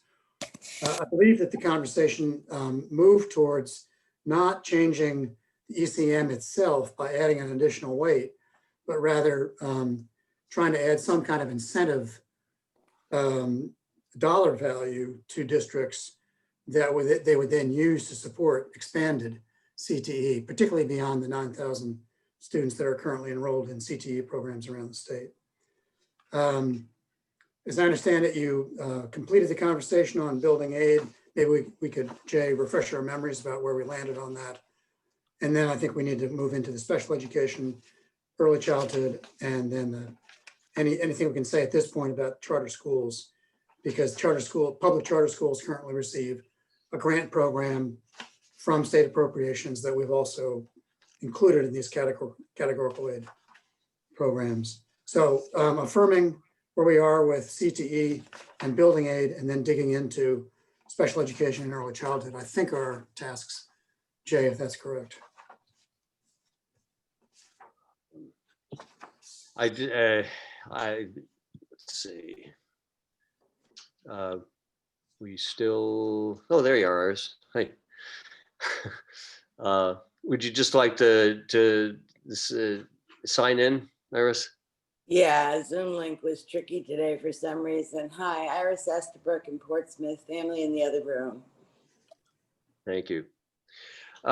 Okay, and Iris, as we get down to these categorical aid areas, we've got a restated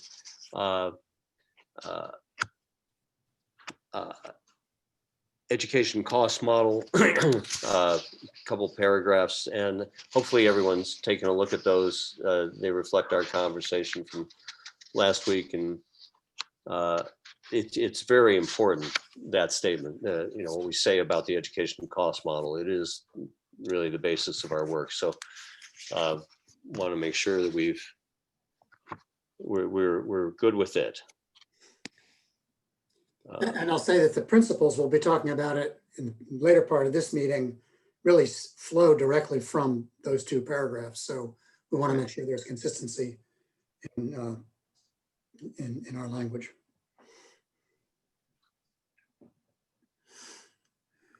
And I mentioned, Iris, you may have heard me, but I incorporated, I believe, correctly, the edits that you suggested during our meeting last week. Yes, thank you. Notice that. So as we get to the, if there aren't comments on the first couple of paragraphs, which I think were well worked over a couple of meetings, we can look at the CTE and discuss our process for achieving a target. Last conversation that we had on this, we talked about the goal is to increase participation, and I think we need to have something that recognizes that in order to support New Hampshire's workforce needs, that there should be policies that encourage greater participation in career technical education. Jay, it would be helpful if I went ahead and put that text that we're working from up on the screen. Yes, I think so. Literally all on the same page. I'll take some notes during the conversation that will then clean up after the meeting. So there we go. And in fact, the language you just used, Jay, isn't here explicitly, and that is that the goal should be to expand participation in CTE. And we probably need some kind of placeholder language. Yes. And to make the link directly to states' workforce needs. And I know, Val, you've been strong in saying that should be 65 by 25 goals. So has Susan Heward. But whether we state that as explicitly tied to that goal, but I think in order to meet the state's workforce needs, could be sufficient enough to justify as opposed to falling back to the 65-25, which really doesn't have a statutory place. I thought the state did adopt 65 by 25 as its long-range aspirational goal for workforce development.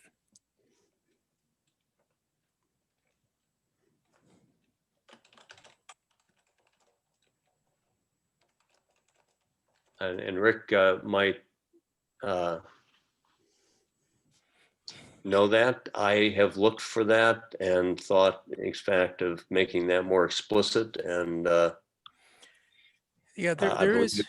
It's definitely part of the community college systems mission. Now this is separate from community college. There was a, sort of non-dollar burdened support of 65 by 25. I think, it was 2-3 years ago that it was done as, the legislative goal, and I don't remember which RSA or whatever it was, but there was an action to support that as Okay, the so state's goal. So maybe we leave that for, yeah, thanks. Yeah. Maybe we put a parenthesis around the reference 65 by 25. Yeah, I think it would just make things consistent through the state if we reference those things that were deemed important. If we can in fact find it has been adopted. Yep. So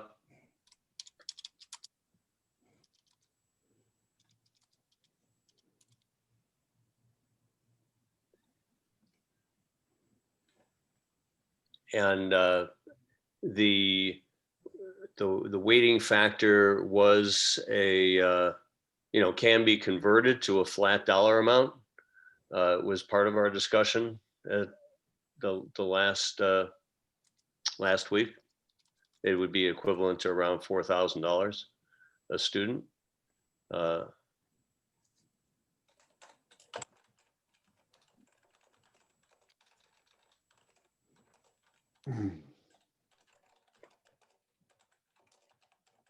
And I think the case is being made that this should be an amount to the hosting district, right? Do I have that right, Val? Yep.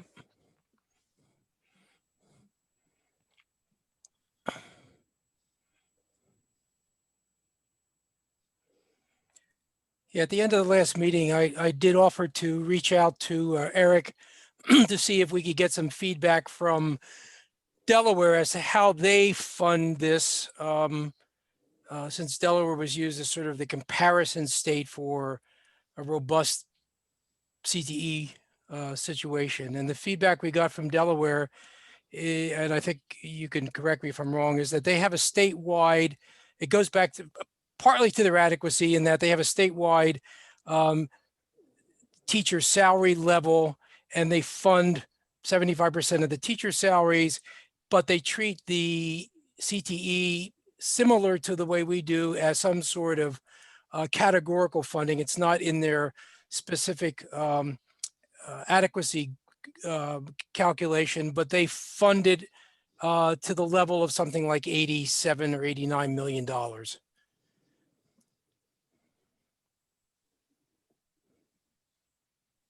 Right. Jay? Yeah, hey, Bill. So this is the work that Rick and Val and others have done with this is so good. I knew zero about CTE programs and how other states fund it. I ended up finding this terrific research through this Education Commission of the States, a 50-state guide to CTE funding policy. And they had student-based formulas like the one where you would put a weight on a per student FTE type, unit-based formula, which is different, which what Val just described with Delaware, and quite a few other states, a cost-based formula, and then actually some of them had set up CTE centers that were separate from high schools, but distributed around the state with separate. So it was almost all the formulas were category or separate from the general foundation system, except in a few states. And so I just wanted to, again, admit I know zero about this, but it's so important. And I'm happy to go with the work that Val and everyone else who's focused on this, like Rick, what you say, but I'm a little bit nervous about trying to alter the weights of the AIR ECM model, which is, as it sits, quite integrated in terms of its kind of general outcome approach. which CTE students are just one of the students in the general statistical analysis. So I was a little nervous about that, but Val, I'm looking at you saying, you know so much more about this. No, That's well, where I we, came yeah, out. we had that discussion last week, and I think there was, similar concern about disrupting the formula when we all recognize that all the various weights were there for a particular reason and had a particular value. So we said, okay, if we're going to fund this outside of that, how do other states fund it? Because we're so inadequately funding CTE, uh, given its relative importance in reaching 65 by 25 goals and other things having to do with the state's um, competitiveness, that in just looking at Delaware, which is the state that Eric Froworth pointed out to us in a table comparing New Hampshire to Delaware in terms of students involved and monies paid and everything else.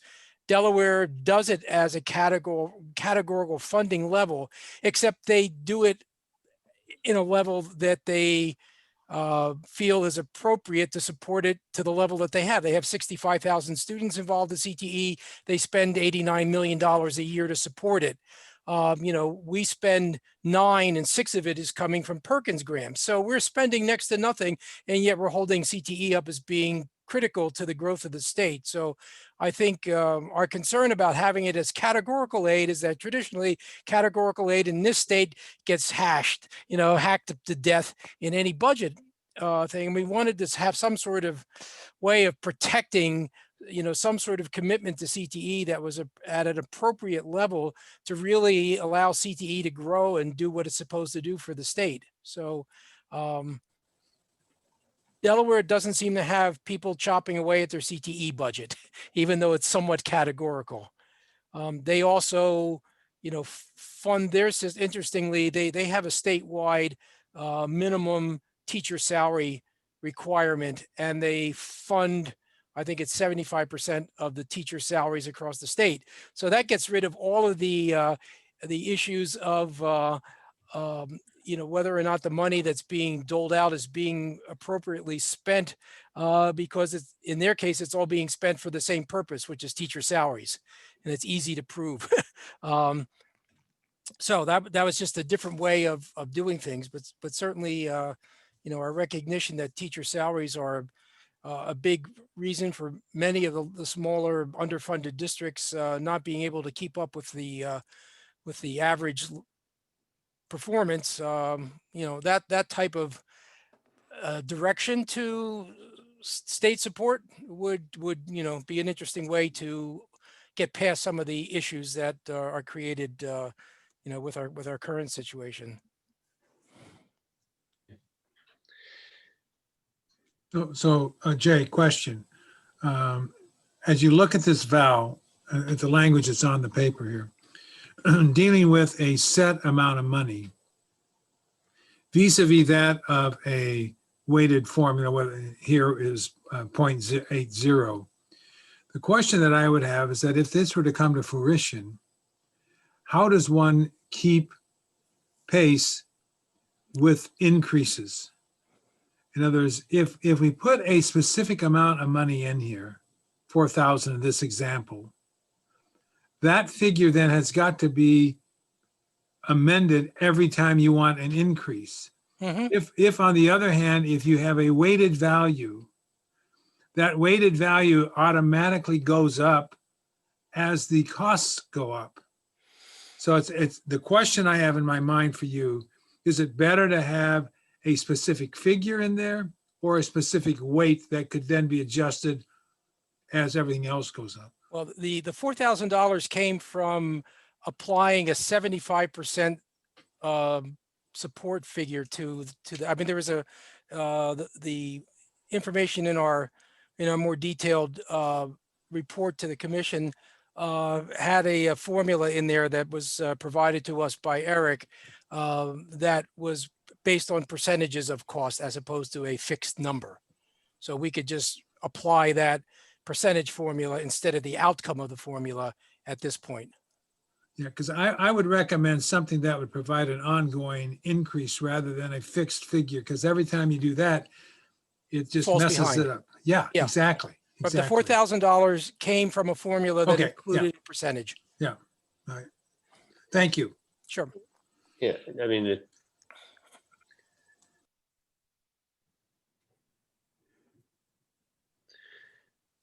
so we're trying to do at least three different things have already been recognized as part of our categorical aid. One is that the hosting districts need to be reimbursed on a per pupil basis.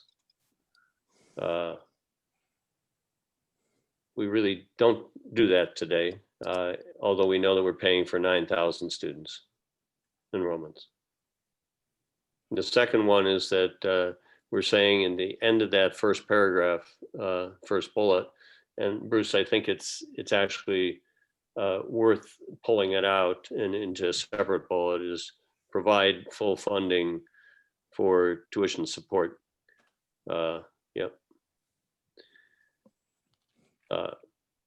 For the sending districts, and the third is to reimburse transportation support. So I think we've got the three elements. Yeah, Jay, the second one is not full tuition support for just those from sending schools, but all CTE students. You said it differently. I know I did. I'm sorry. Wait, Okay. leave it, let it be for a second. Leave it. Oh, I don't think we want to take that out just yet.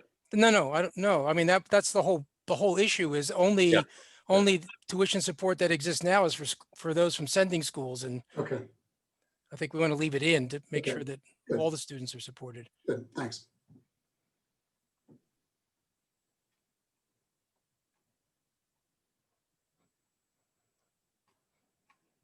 Again, we'll clean this up and we'll bring drafts back to the full work group at our next meeting. Yeah, I think, and this, so we heard Mel's point about working this into the cost formula, the cost model in some manner.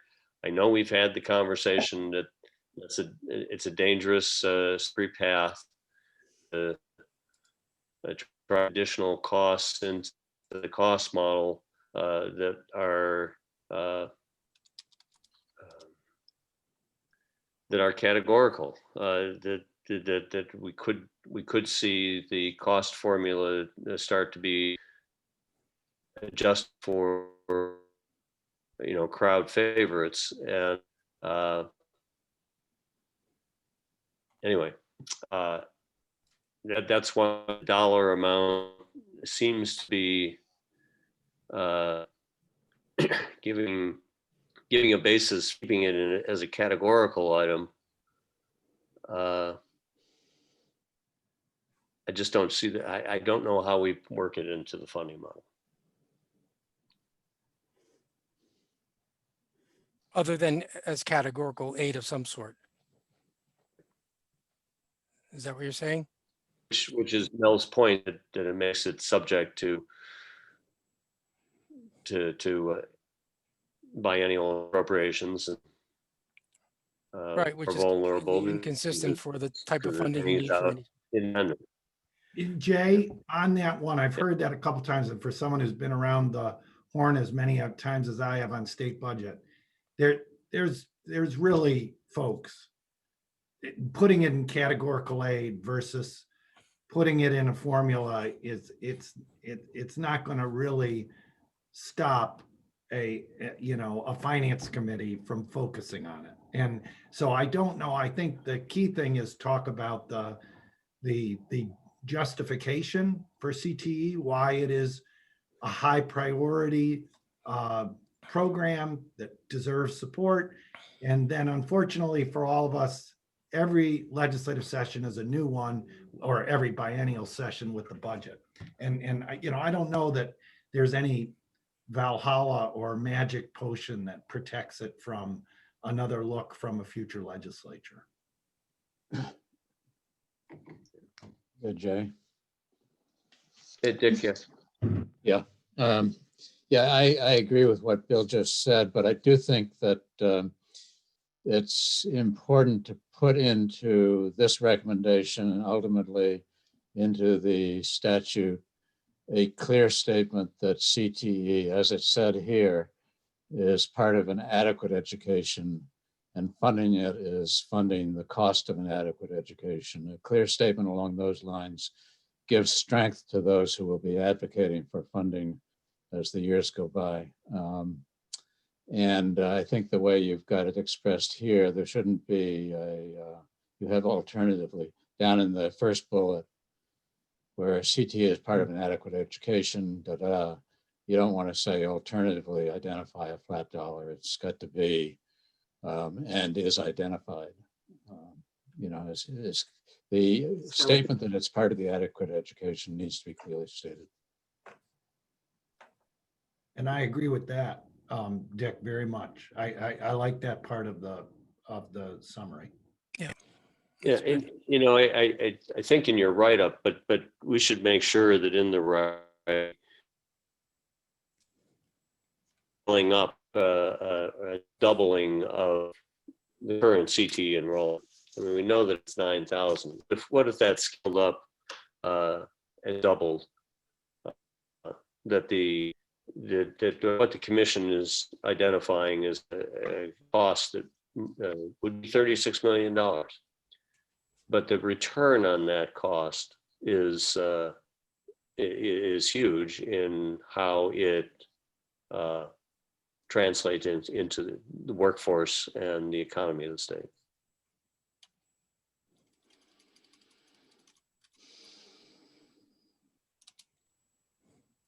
Jay, you broke up a little bit while you were in the first part of what you were saying. Do you want language in here that specifically says that a target would be to double current level of resources?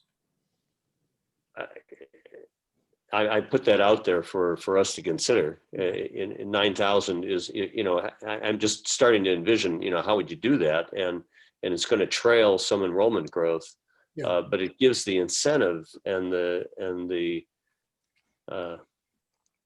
that those schools that can develop the programs and take the risk that some anticipated funding would follow, right?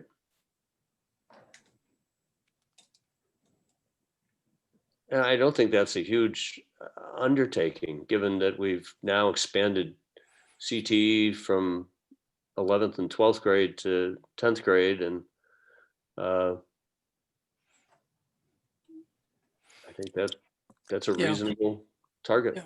Jay, I don't know if you were on the call this morning, the CTE Advisory Council call. Yeah, no. Okay, but we talked about this a little in the RSA, whatever it is, 188 changes that are recommended.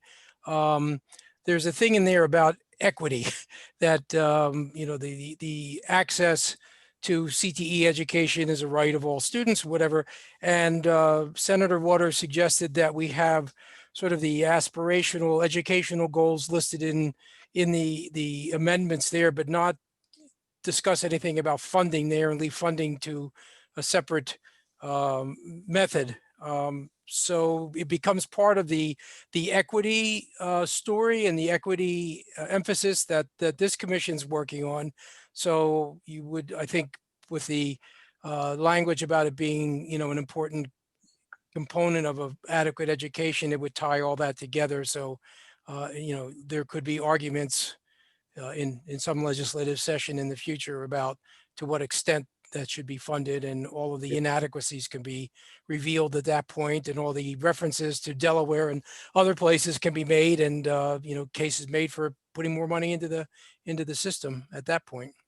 Okay, very good. So it looks like we've got what we need here. Yep. And so that needs to go out there, Yep. just to get clear. Yep. Okay. Work in progress, but that's more clarity than we started with.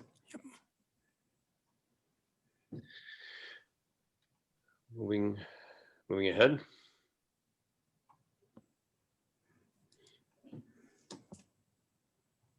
Anything different here? Again, I missed this discussion last time.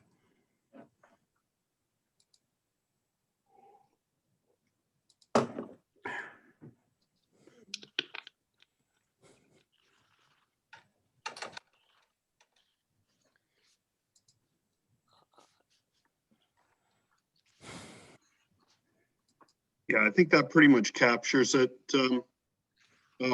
Bruce. I think we did want to put some emphasis on projects. I'm just sort of, I'll say Right. emphasis. We've got it in here. Emphasis on air quality. Yeah. Yep. Great.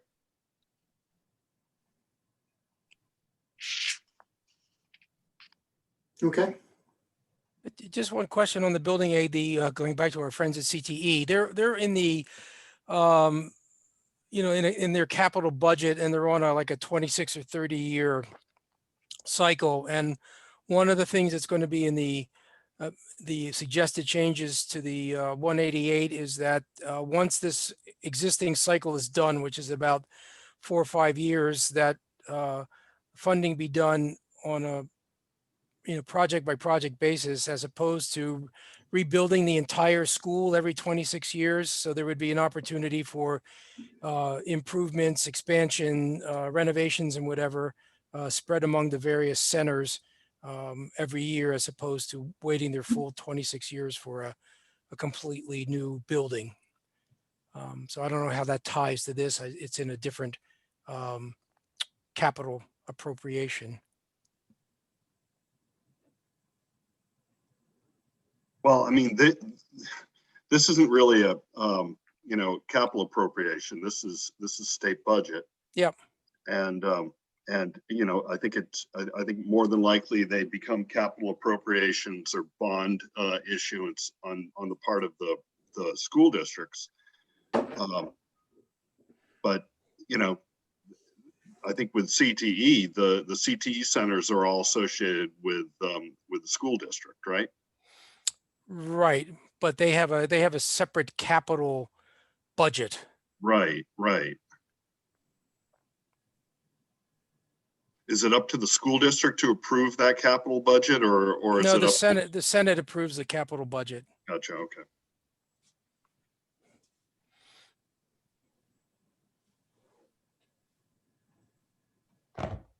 I believe that in our last conversation, we gained comfort with this, given that it was giving the appropriate emphasis to safety and air quality.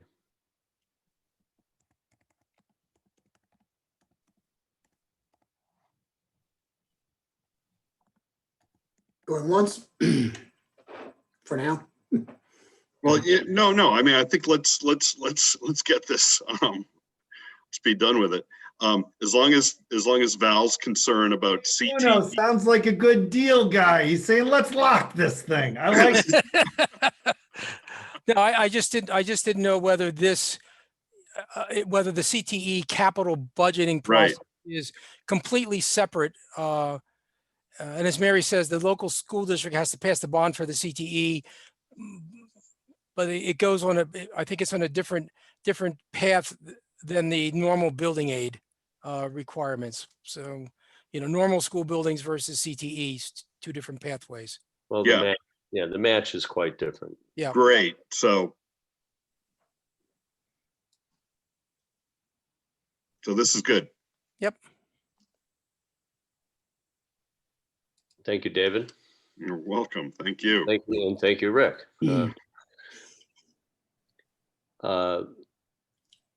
So on special education, Dick and Jane have put this together. Jane has, when I was working with Jane about the concerns with special education, local school districts needing to absorb the additional special education needs of students attending charter schools, that this would be an appropriate place to incorporate that in much the same way that they've raised questions about the placements of juvenile court cases, which the school district has little choice over funding that in much the same manner that a school district has little choice about assuming the special education needs of a charter school student. So it seemed like that fit as a part of categorical or just part of special education, that there needs to be some type of addition to the categorical funding to recognize those students who are outside of the school's weighted FTE. And do you want Jane? this task force in the final bullet here to include that in its? I think it's a separate bullet. And Jane, are you here? Yep, I'm here. Okay, can you take it from there? Well, I think when we met and talked about charter schools, there were a variety of different kind of bullets that we highlighted. Everything from the state adequacy funds that are tied to the pupil going to the charter school, with the exception of federal IDEA monies that do go to the district. We talked about transportation costs related to kids with disabilities and charter schools. We talked about the costs that are incurred by school districts to hire staff to go into schools. We talked about the costs incurred by school districts for purchasing specialized equipment, specialized programs, specialized technology that they have to bring to the charter schools because they can't take it away from the existing public schools. We also talked about the discrepancies in regards to the fees being charged by charter schools to our public school districts. There's no rules or regulations in terms of setting rates. So school districts or charter schools can set their own rates on what they want to charge school districts for provision of services. So if they've got a special education teacher, it's up to them how much they want to charge the school district an hourly rate for that student. There's no monitoring of that. So those are all things that we kind of hit upon in terms of financial implications related to charter schools and special education. I don't know if it would fit under this category or if we keep it separate and do, you know, Jay, I sent you those bullets. Yep. And I have that here, and I'm going to refresh that to Bruce. The other thing that we, know and have heard is that there's currently a lack of data relative to what this is all costing school districts. I mean, there is no central depository of data related to or collected from school districts statewide that would give us any hard information.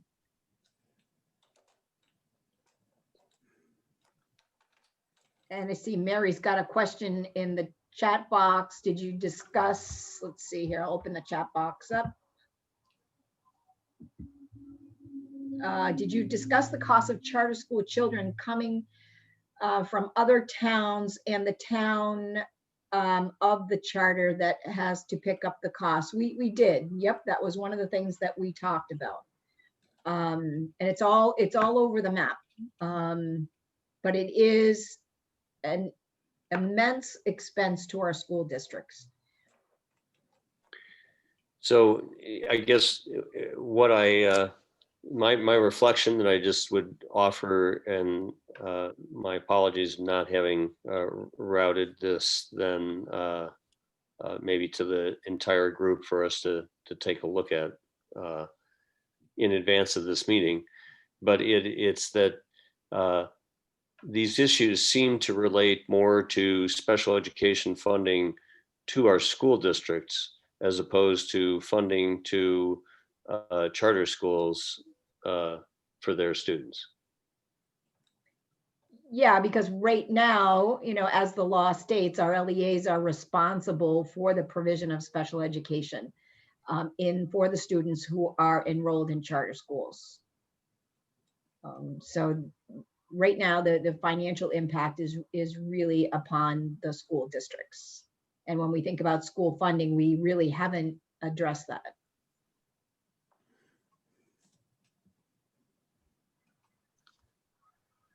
So if this was addressed, could it be addressed as a categorical aid reimbursement back to schools for the services they're providing?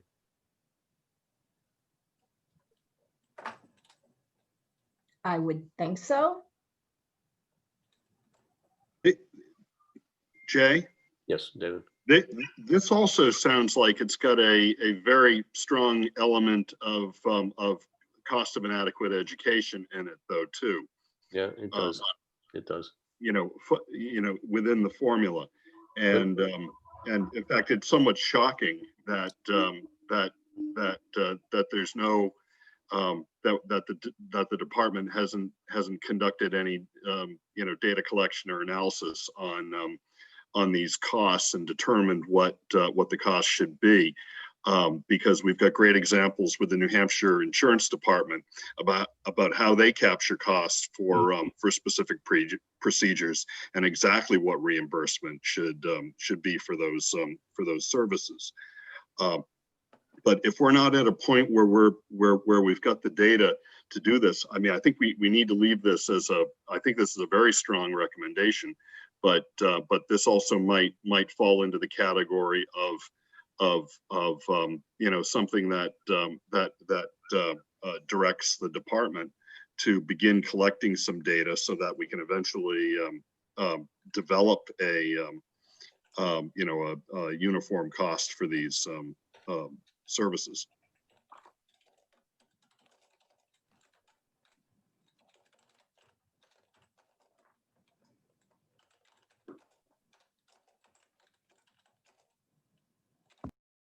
Yeah, I mean, the way that it doesn't appear in the ECM is that there's no student, there's no weight.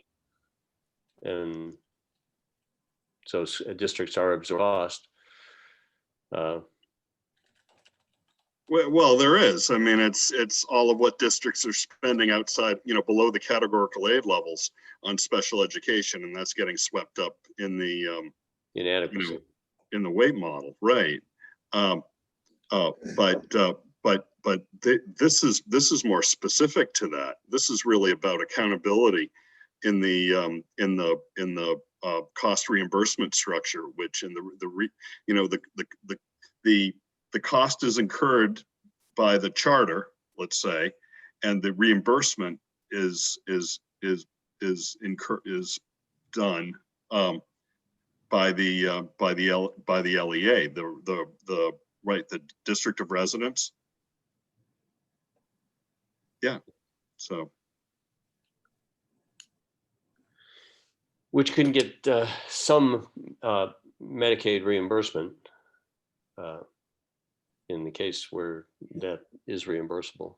Well, Medicaid reimbursement would be a specific rate, wouldn't it? It is. Yeah.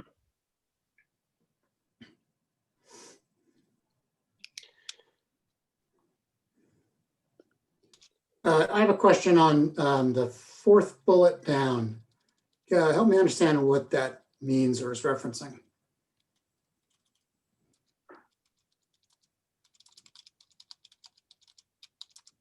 And this may be fleshed out in the larger brief that we have now in our records, but just wasn't clear about this one. And I'm speaking maybe for others who are looking at that.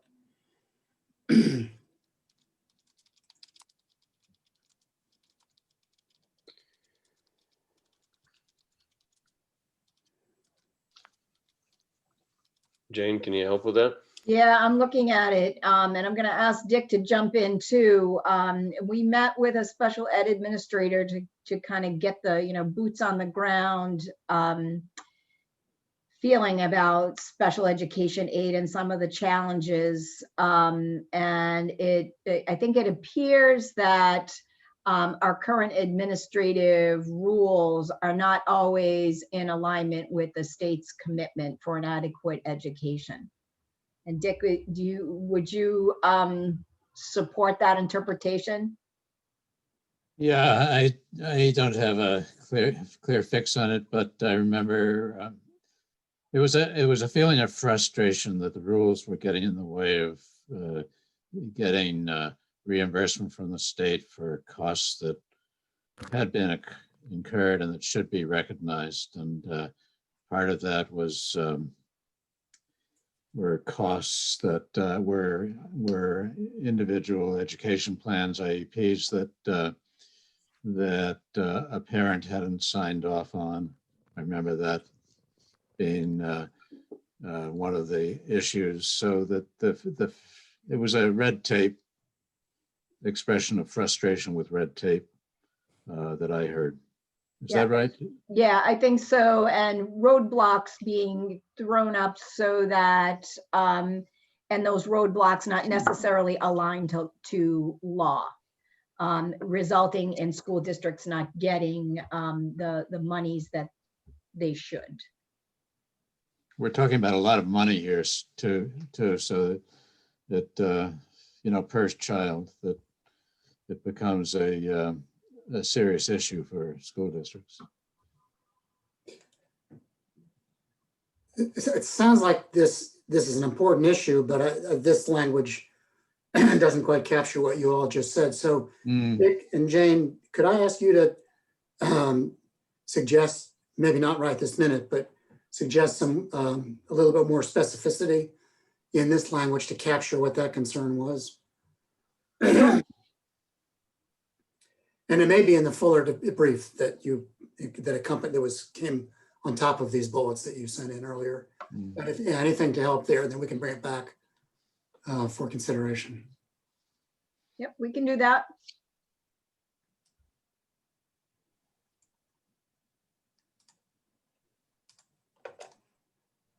I appreciate what you added down below as a summary of what Jane had talked about. I just want to make one comment up above in the first three bullets, really. It's a parallel to CTE. We had that discussion before, and all what we're saying here is that this special education aid program, while categorical, is a part of the state's commitment to an adequate education and part of the cost of an adequate education. It's funded outside the formula, but it's part of that commitment. And that's not really clearly stated right now in the statute.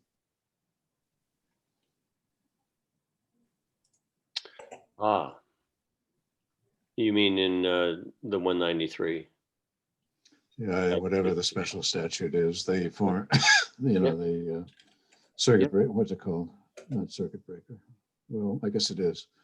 The formula that the state picks up and starts funding after you get to a certain level. Okay.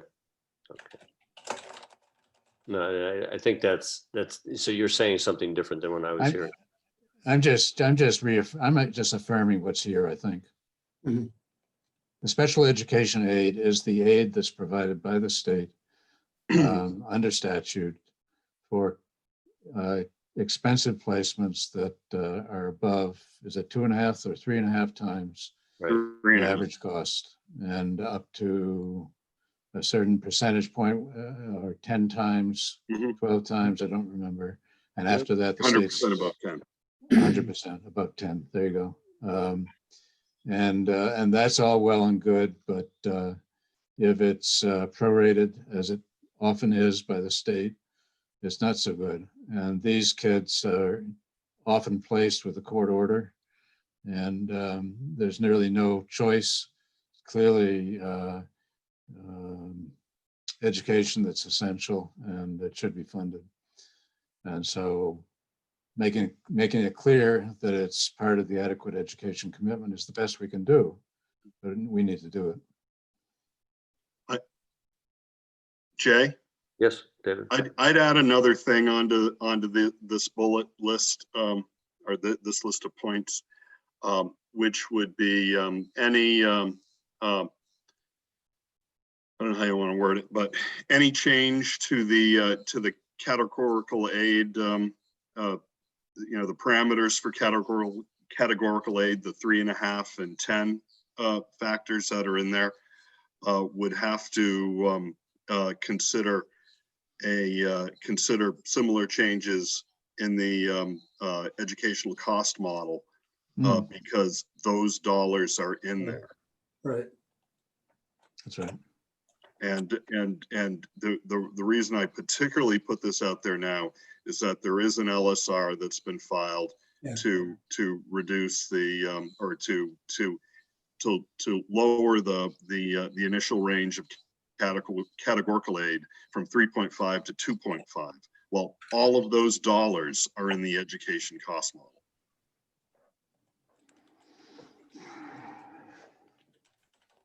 Up to whatever the limit is. Well, everything from 2.5 to 3.5, because right so now, none of that's reimbursable out of categorical aid. I think part of Rick's point, I'm sorry to have to speak for him, but part of his point is that if the average cost per student changes because of our adequacy or our ECM, that there isn't a whole lot of dollar difference between what is 2.5% in. No, that's not right at all. That's not right at all, because it talks about state average cost per pupil.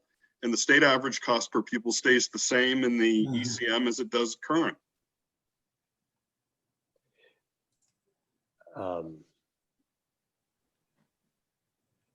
No, I'll accept that. I mean, I'm not going to argue the point. We better check that. But when that bill comes up for a hearing, we need to be really clear on what that means to all the work that we've done on the education cost model.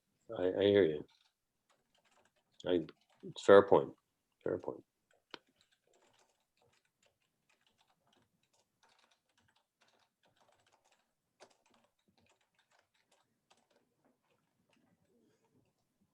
I hope by our rules of engagement, I wasn't attacking you, Jay, or Rick. I was attacking the language on the table. We're such a nice group of people. I love all you guys. That's the idea, not the person. That's right. Yep. That's the idea, not the person. Good job. Thanks, Bruce. So is what's here now capture that sort of? Yes. We'll polish this up again. But that does address this problem on top that had been addressed earlier. I don't know, the delayed payment from state for those catastrophic aid expenses, is that something that or is that part of this highlighted piece here? I'm not sure what to do with that. Can I add something about that? I just think for school districts, unable to receive that catastrophic aid until the following year. And in a lot of places, it comes in as revenue. Not only that, there are small school districts like Berlin or one of the, if they have a child whose expenses exceed $200,000 or $300,000, that is a huge expense for them to have to carry that year. I don't see why we can't figure out some kind of a quarterly payment with the final reimbursement when the final bills come in. It's just technology is different than it used to be years ago. So I think we're at a point where we really could make a difference with that. Great. And Jane probably Great has point. more to say. Yeah. I'd love to see us tackle this.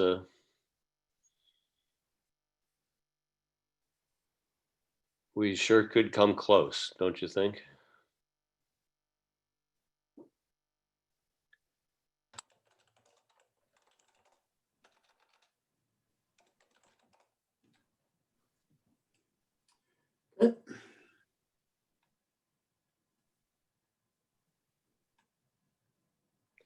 Shall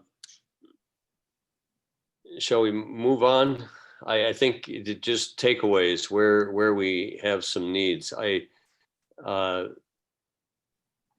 And Jane and Dick, sorry to return to you on this, and with the charter school concern of students that, it seems like it parallels a lot of what you've suggested about juvenile court placements that we but Well, I think we've got to incorporate those concerns about students who are becoming district responsibilities without the inclusion of them as a part of the student weighting model. I concur.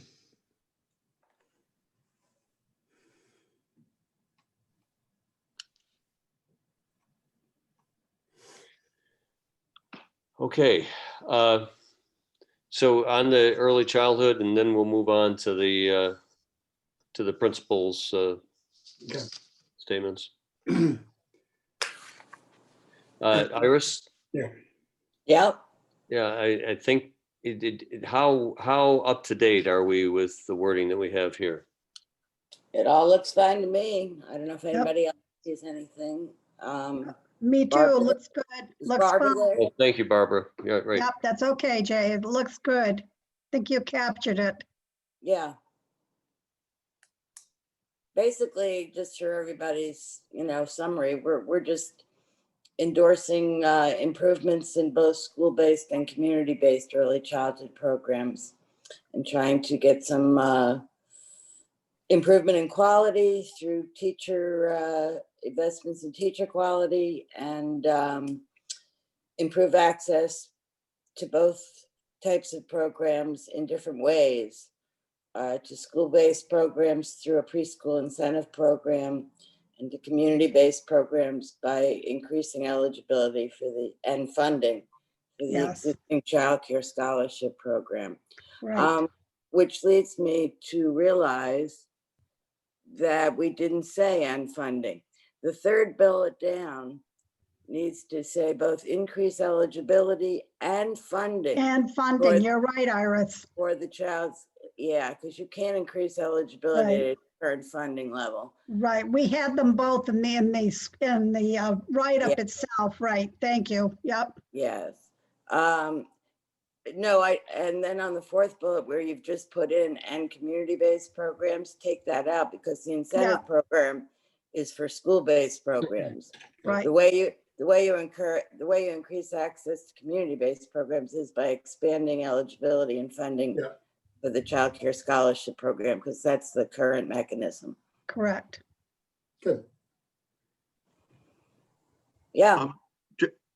Just a question on that one, on the third point about the eligibility and funding. How does it read beyond 250%? Does that mean How does lower? it what? How does what is beyond 250%?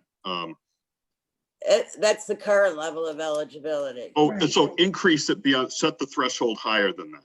Yeah. Okay, Yes. so set And it by to doing like, so, you make more children eligible. Yeah, So you get yeah. more low-income working families. Yep. Right. Yep. So set it to like 400% or 500%? Exactly. Okay, Yes. okay, You gotcha. got it. Great, thanks. Yeah, because the ability of a family to absorb the cost of or- quality early childhood is, you need a really high income to really afford that Right. on your own. Yeah, Right. that's right. And Do we have a recommended point for that? I think that would have to be taken a look at again. I actually had Right. a bill that did this and then it passed and then it got eaten up in the funding for the program. So I think we'll take a new look at it. Okay. Yeah. I think to give us a context for it, 2.5 times probably puts it at around $30,000, right? Right. Yeah, which is ridiculously low. Right. That's The- right. The care itself costs about $10,000-15,000. Yep, that's right. You got it.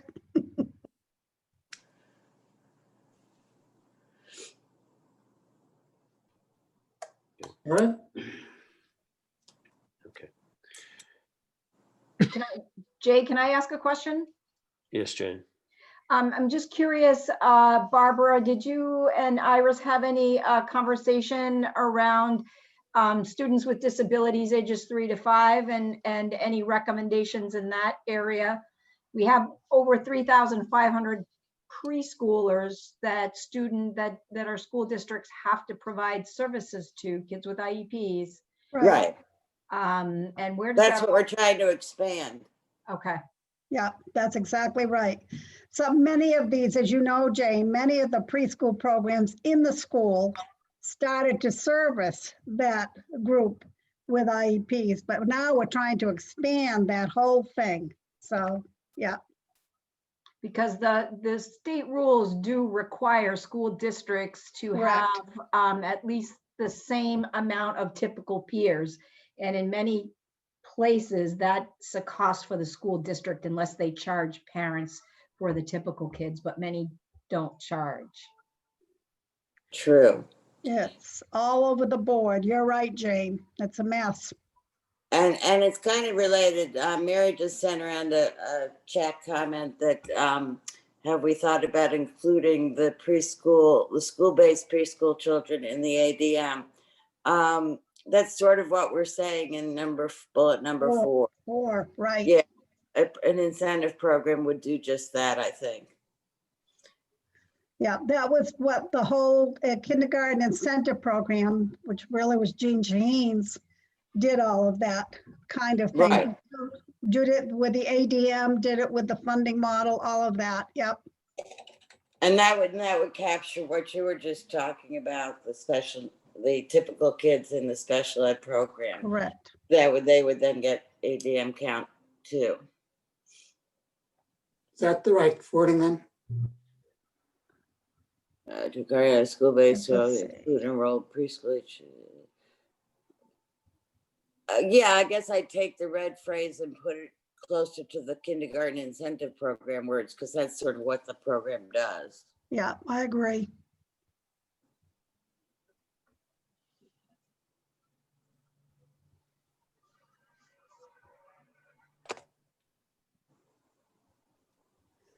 Yeah.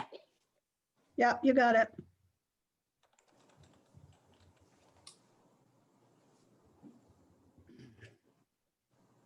Okay. Is there any other data collection that needs to be done or that should be done? Or that could be done that would be helpful?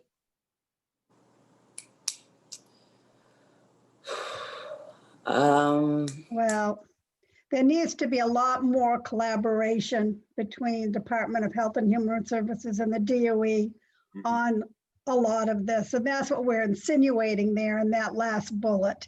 And that would include data collection of all sorts, actually. But they need help. I'm sure they do. I'm sure both are very busy, but that is a big, both Iris and I were very concerned about both of those organizations trying to do all the work. What do you think, Iris? Something else we need to add there, or? I don't know, that there's so much to that. Yeah, you're I right. don't know how much we should get into. I agree. I mean, you understand, Dave, that the Child Care Scholarship Program is housed in HHS, whereas preschool special education is in DOE. Right. So, yeah, data collection. I mean, there's so much you could do, you could really track outcomes. But we haven't suggested that in other investments, and that'd be expensive. So, Right. I think we should leave it at overboard. this for now, and maybe as this gets developed, maybe if a bill moves forward to increase or to create the incentive program, there can be more discussion about those issues. I think it's too much for us to try and decide this late. So maybe consider data collection requirements or opportunities. Yeah, you could even add that onto the last bullet, increase collaboration between agencies, including opportunities for improved data collection. Yeah. I just don't want to lose the data collection piece in these things, particularly if legislation's moving forward. Yeah, Yeah, I mean, I'd love to I see agree. actually investment in, in the workforce, if those investments could be tracked and track turnover. There's all kinds of things, Yep. but I think that's good wording.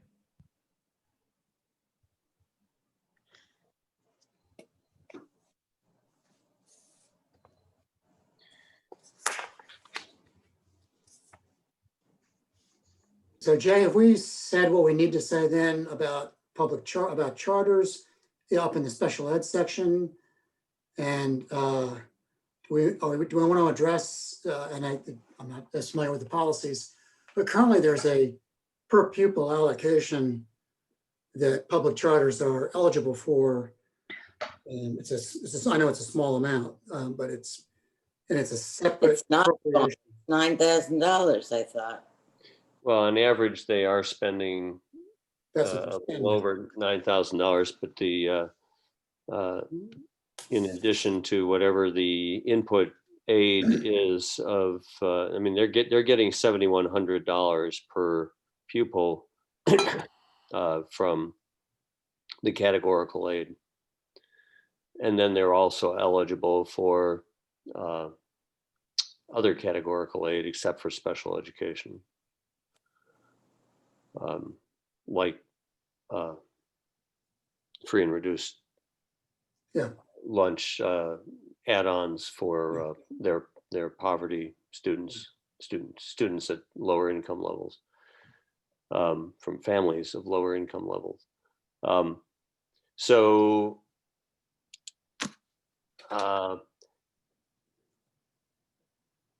It's interesting, Jay, because that additional allocation is something more akin to a base, right?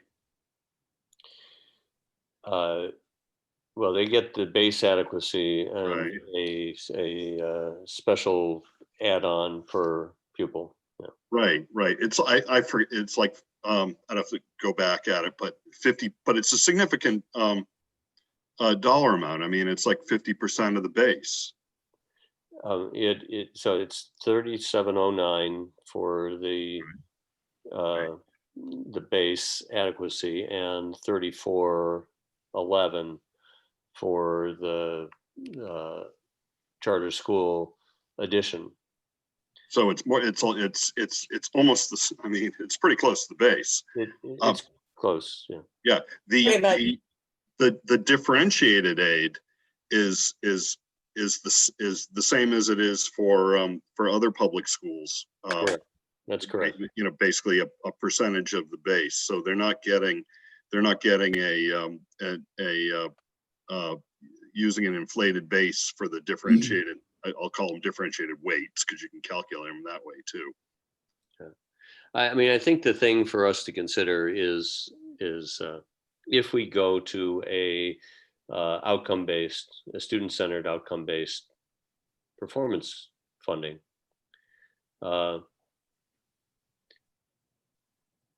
what is the basis then for charter school reimbursement? And we could make a statement that it should be no less than it currently is. And the legislature would need to consider. Why? We're not doing that for anyone else. What the why I think is that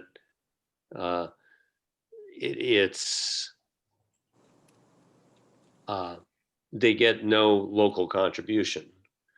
So the amount per pupil, if there are factors that drive that up, but by statute, which I actually think, Jane, you were tracking that, but isn't it more like 5% per year? Isn't that what that goes up by? I think it's in statute.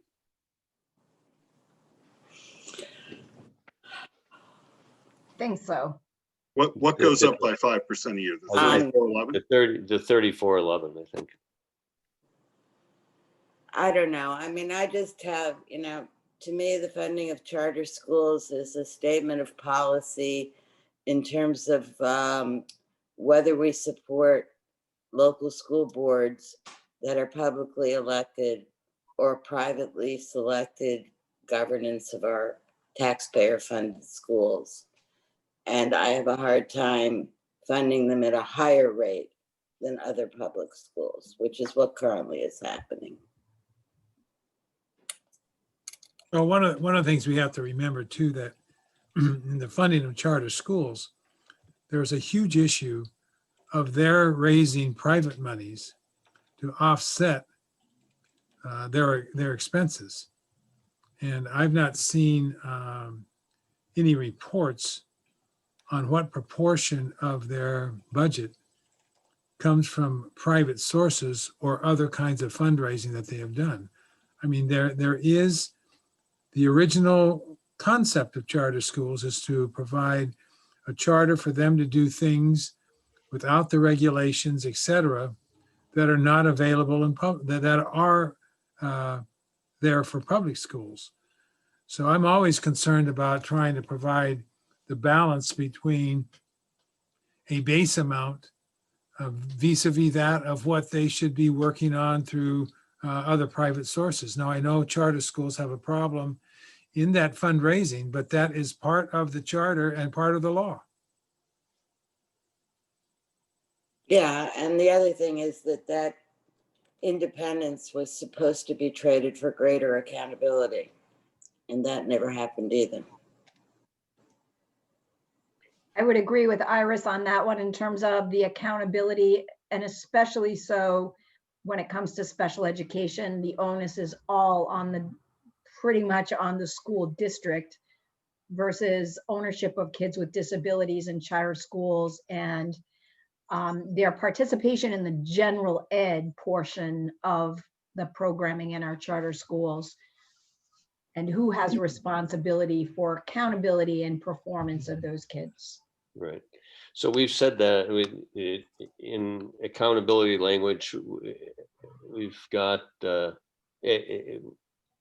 charter schools ought to be providing more information about their special education enrollments, about their costs per pupil and student progress performance.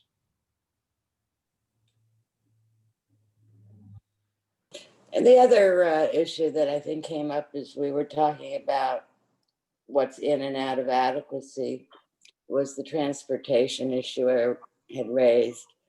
You know, we put transportation inside adequacy. We say charter schools are public schools, so their students are entitled to the same opportunity for an adequate education, but they're not provided transportation. They can go if they can get there. Right. And that makes them inaccessible to a whole lot of kids. Right. That's an issue I think needs attention.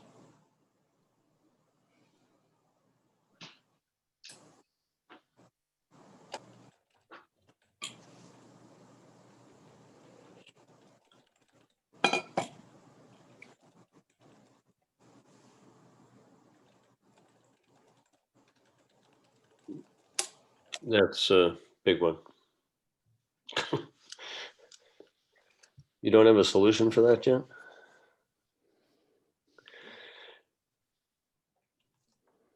Wow. So So this is a kind of a reminder that in the final report from the, from the commission, we're going to have this category that we're right now tentatively calling policy considerations. And this feels like something that would fit in there appropriately. We may not land on final language by any means, but this is something that needs to be, further consideration. yeah, and I think we need to recognize this report has not done deep dives on public charter schools. Right. We know, and I mean, I think we can say in addition to the 3411, we know that the total funding per pupil is $7,120, and that the accountability, the reason for greater accountability are to track special education students and costs, the overall and student performance. I think those were the two primary things that have.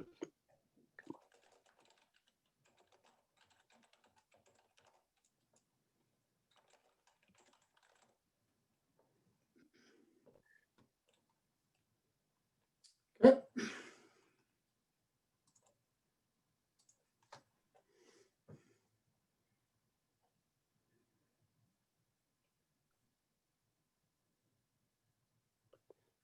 Are we good with that one?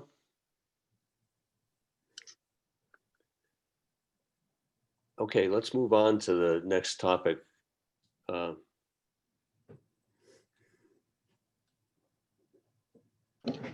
We have some principles that were shared with us.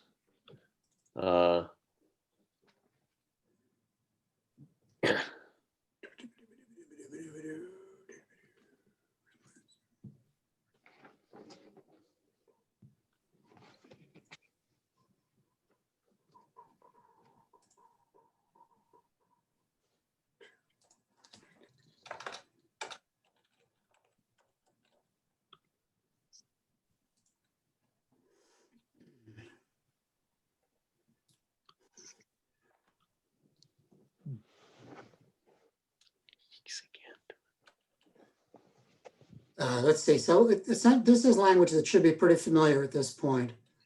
I think we're just trying to nail it down, articulate it. In a later version of this language, there was some discussion about, for example, taking out this kind of target, although this does tie back to the fiscal policy meeting earlier today. But I don't know if we want to be quite this precise about this kind of target.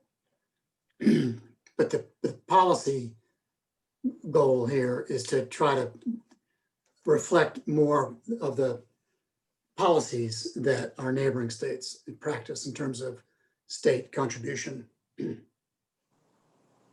So, so Bruce and Jay, this to me sounds more like fiscal. We stepping on your toes, Dave? Yeah, well, I don't mind that at all, but I'm just, I think there's sort of there's two parts to the distribution equation. And I think adequacy's got part of it and fiscal policy's got part of it. Yeah, absolutely right, yeah. Yeah, the adequacy part is the distribution of costs. And it's become really clear from the AIR work that, and I used the example earlier, the cost to educate 1,000 students in Manchester is different than the cost to educate 1,000 students in Bedford. It's just different. I'd like to speak. And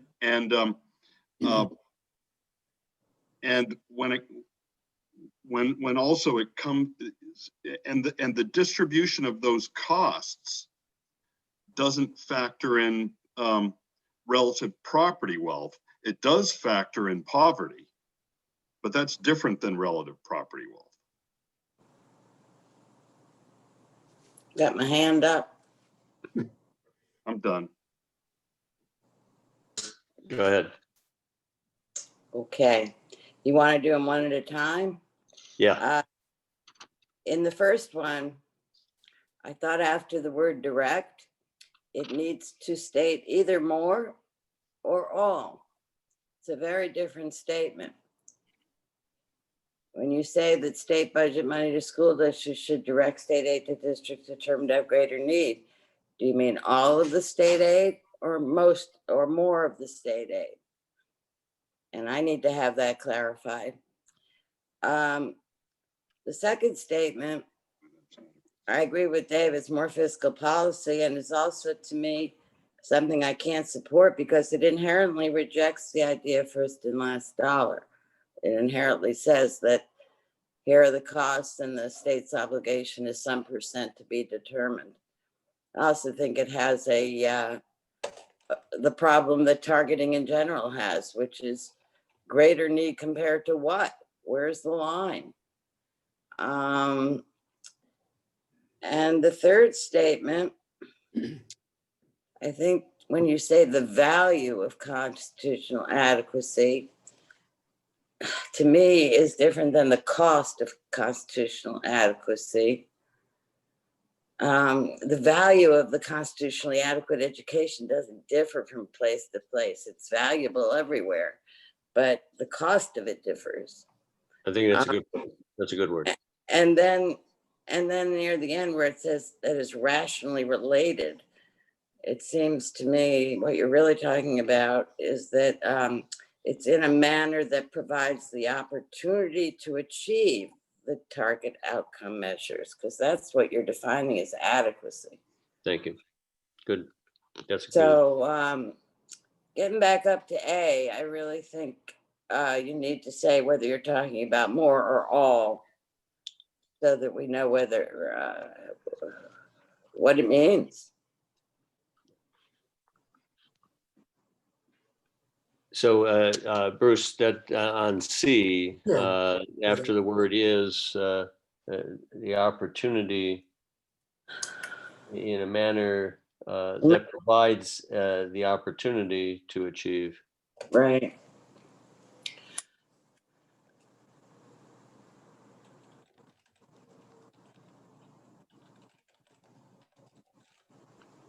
I think that was those couple changes there help that. Let's leave number 2 aside for a second. And look at number 1.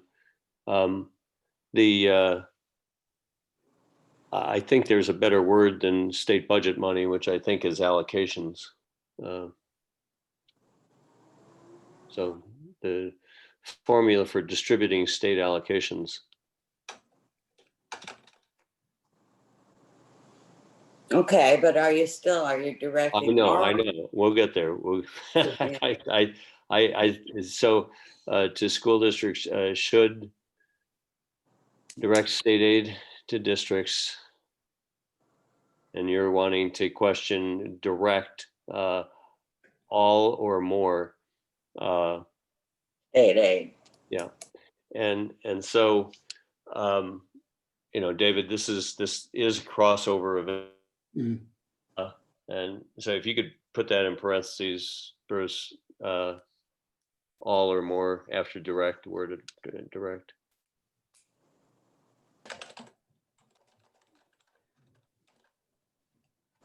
And I think that this does relate to a tax policy question relative to what is the source of the state aid, right?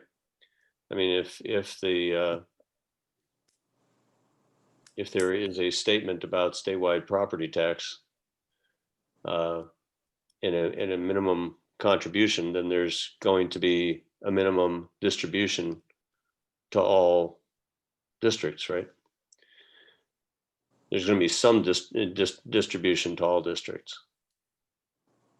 I don't know. That's why I need the clarification of what you mean by that.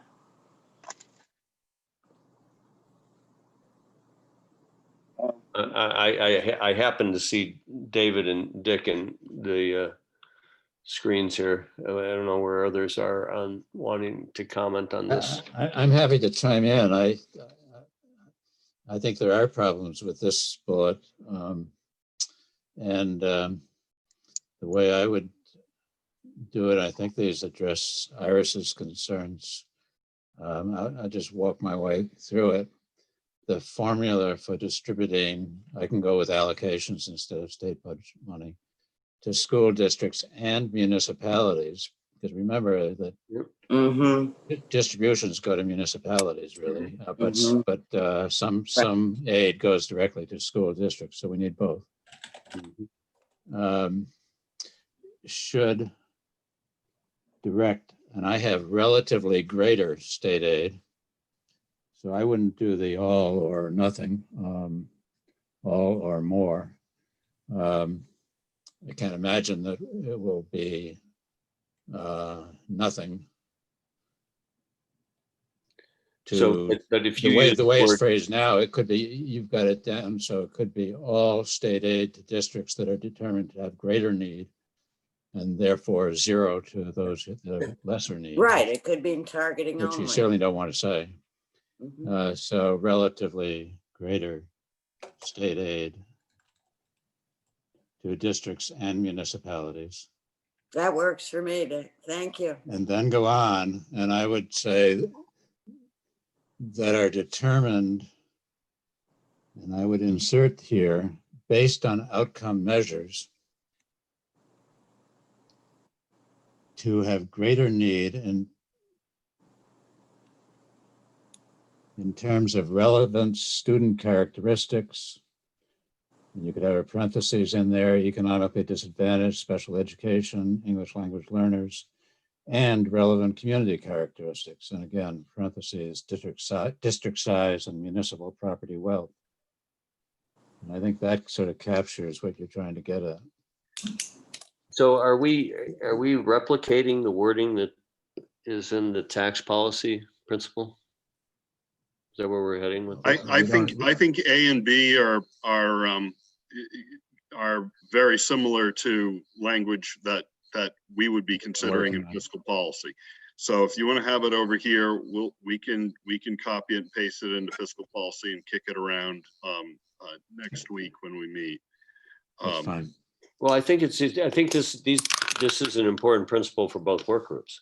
That's fine. I mean, and essentially, this is the commission, right? We're just recommending to the full commission to adopt these principles. So I think the problem we were struggling with in fiscal policy was actually an adequacy principle that I don't think is being addressed in these core principles, and it's the target outcome measure, and if the principle is that there should be a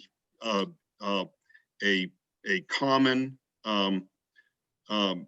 target outcome for all school districts in the state, then I think that's a principle.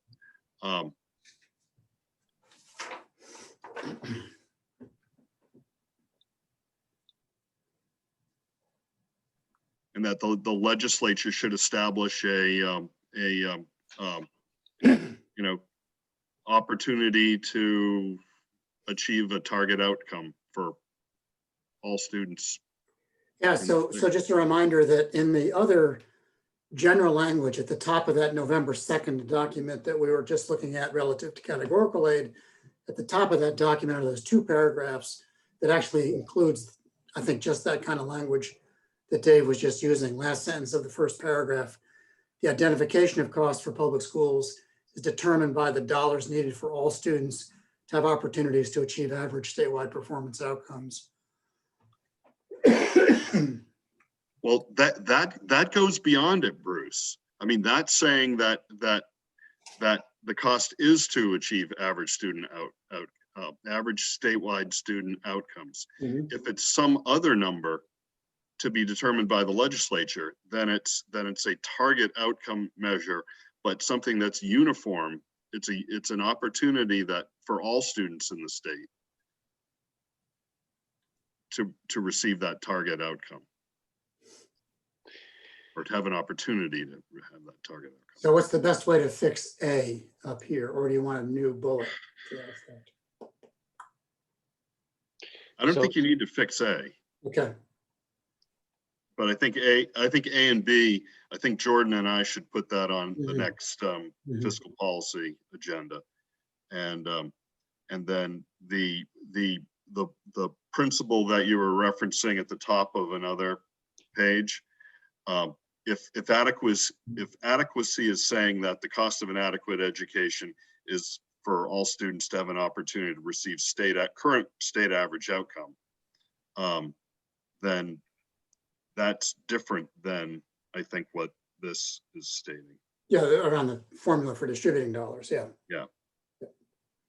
And when I'm saying state average outcome, I could see how it could be interpreted either way. Current state average outcome, or whatever it is in 5 years or 10 years. Yeah.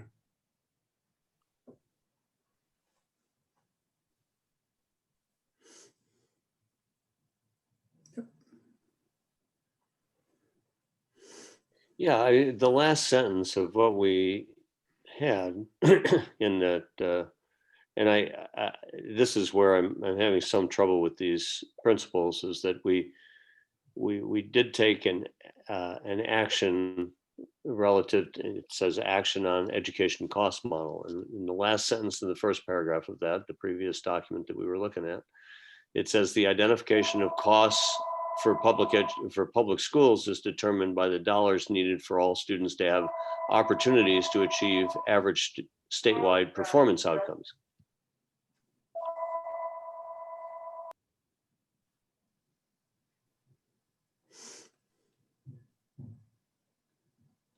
So I mean, I think that's the statement. Mhm.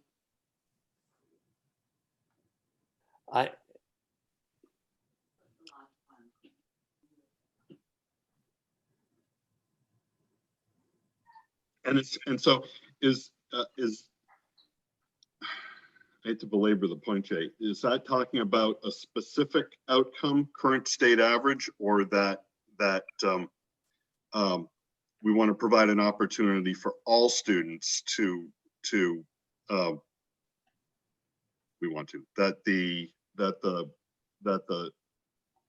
that all students should have the opportunity to receive the same outcome than any other student being educated in the state. We want them to, yes. That the costs needed to educate them are for all students to have the opportunity to achieve an average statewide performance outcome. Okay.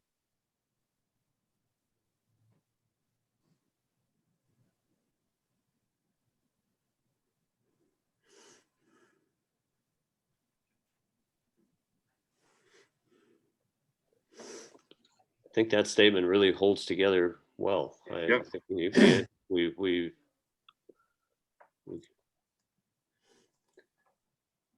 I'm So- glad to kick over number 2 to a fiscal policy conversation, because it's, Yeah. I mean, that this notion of how we grade ourselves with total public education funding. What do we benchmark that to?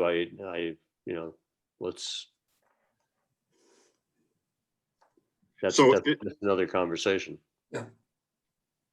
So if we can just sort of talk about this for another minute, if like we did in fiscal policy today, would it be true to this last sentence, the identification of costs, to have opportunities to achieve average statewide performance outcomes? That would hold true with Dick's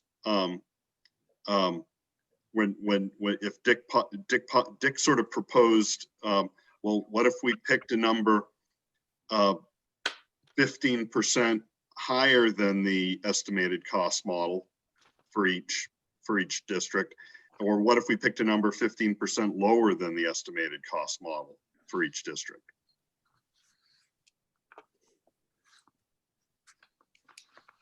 Or what if when I say we, I'm talking about the legislature. Oh.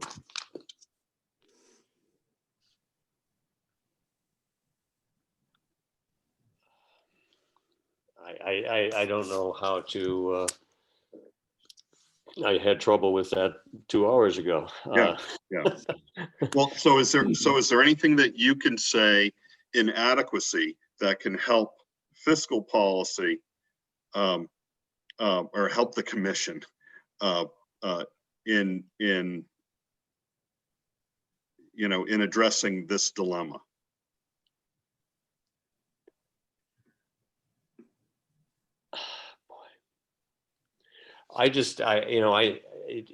The fidelity to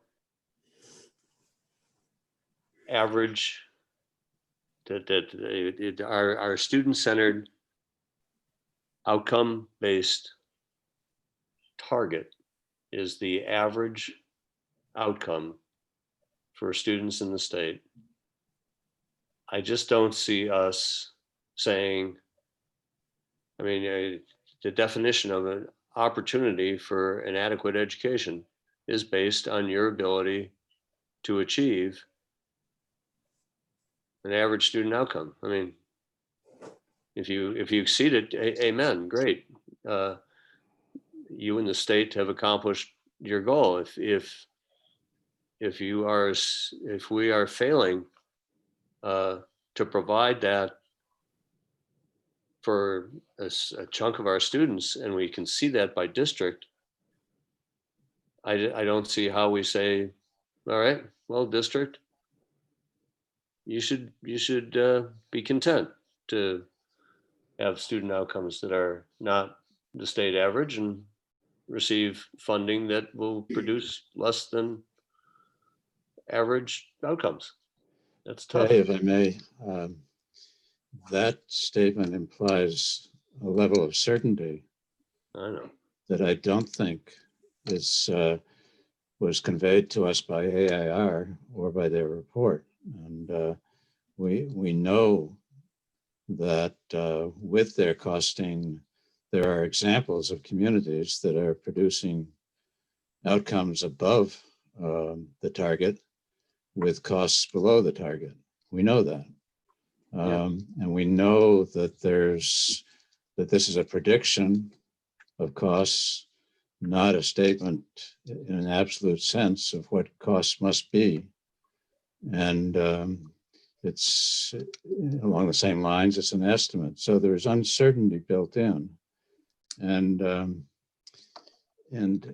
that seems to sort of come together around the thought that something less than should be recognized as okay, as long as, in every case, the commitment to an adequate education continues to be the goal. Minimum standards apply. The goal of achieving an outcome that is the set at the average outcome level for all students statewide is still there. Accountability that relates to that is still there, but and so none of that stops. What the state would be saying is, okay, but we're going to provide not the 100% of this predicted cost, but 85%, which, as we understand, is within the range of, I don't know how to say this, but of error in the model, reasonable range of error. It's one standard deviation, and you take it from there, locality, and we'll be watching you. It seems to me a reasonable thing to do. And another, in this morning's conversation, and some of the people here weren't there, we were talking a lot about Massachusetts. And I was thinking some more about that. Massachusetts performs in this outcome sense at a very high level. I think they're a little bit higher than New Hampshire.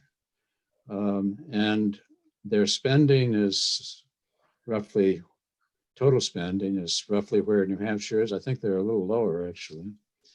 And if AIR had come in and been assigned the task that we assigned AIR in New Hampshire, I suspect they would have taken the average outcome level as their target, and the total cost that went into producing that as the dollars that they would work with, and come up with a model that would be like the New Hampshire model at totaling 2 about what Massachusetts is spending.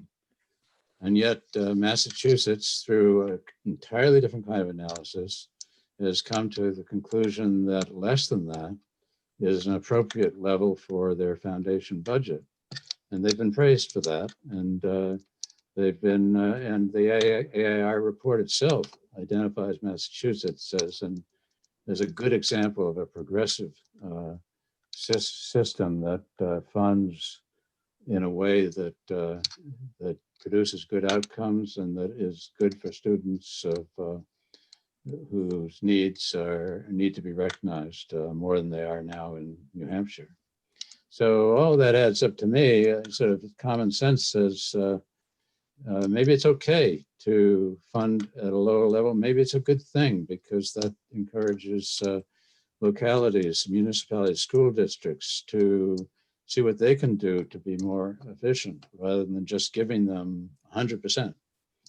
So those are my thoughts. You know, I can go either way on this in the end, but looking at it from that vantage point sort of is driving me to ask these questions about whether it's appropriate, reasonable, best to go with ECM at 100% as the cost of an adequate education, which I think is what you're suggesting, or to go to a level below that.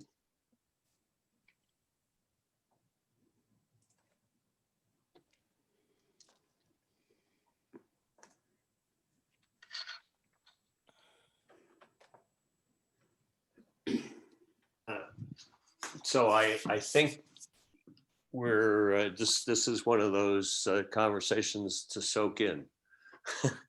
And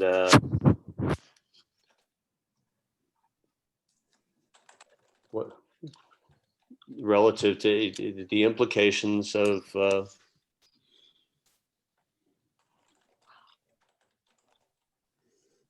giving ourselves a range of a funding range that we would deem state funds and a state allocation that gets us within a range meets the opportunity. Am I summing that up, Dick? Yeah, it's good. And I think it's food for thought. I think that's a good way of putting it. And let's let it simmer during a few days that we don't have too many days to let things simmer right now. But yeah. I'd like to hear more about how that would affect the neediest communities if you do something less than the average. I don't really understand it, but I know at one point we had a comment that doing that would affect them more. So if somebody could analyze that and get back to us.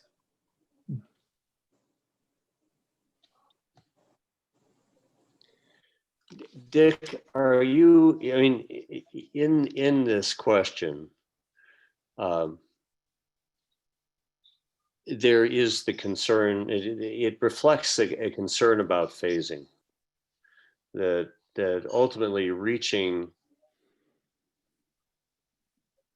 the targeted outcome and the costs associated with reaching that targeted outcome, that if that's too far a reach, that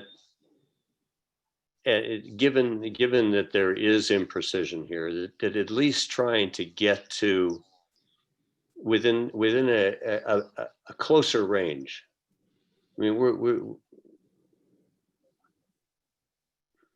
right. I mean, there is this willingness to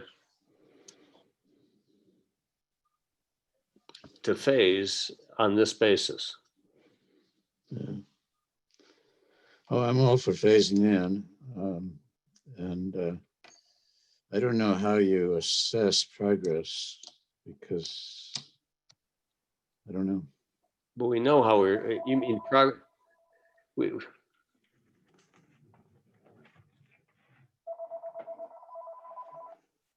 I'm trying to get to the play. You know, this is mixing a lot of variables together, right? I mean, this is saying that the outcome and the funding can both be within a range as opposed to the state average.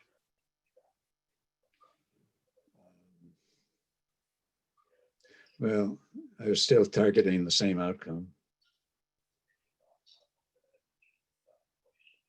Wow. That I don't see.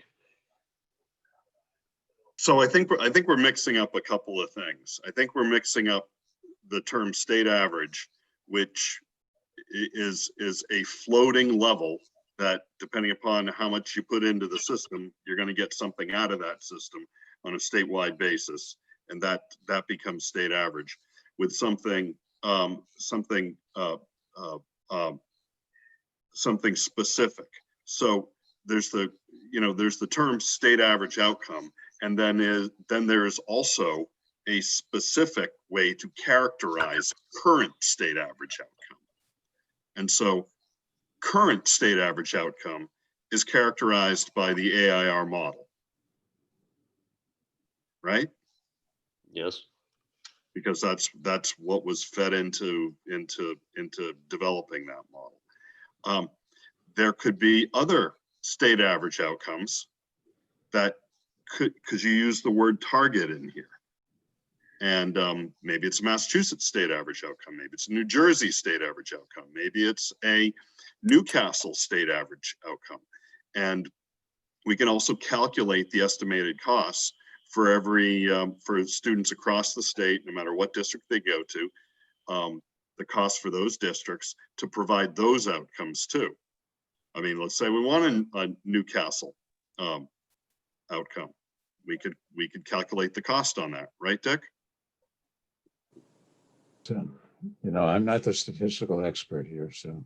Well, I mean, I think we could, because we know where Newport is, and we could pull everybody up to Newport based on what they're spending now, and you could calculate those Newcastle, and calculate that cost. But I think the objective is that over a long period of time, we've had voters from across the state that largely approve school district budgets, that have approved budgets that have led to our current state average outcome. So I got to think that's largely the will of local control, is to achieve that outcome level. I think what Iris is saying is absolutely right. If you make that the standard for costs, then that's going to help the districts that have the hardest time achieving those costs. Newcastle could very well go and spend what they want to get above. I'm not sure it does help them. I think it may hurt them if the neediest districts. If you go with something less than the average outcome. I also don't understand. No, I was talking about the current state average. I was saying if you went with current state average. Yeah. Yeah. I don't understand. If you go less than state average, it makes it harder for them. I don't understand how philosophically you can argue that something less than the state average is adequacy. I just don't understand that.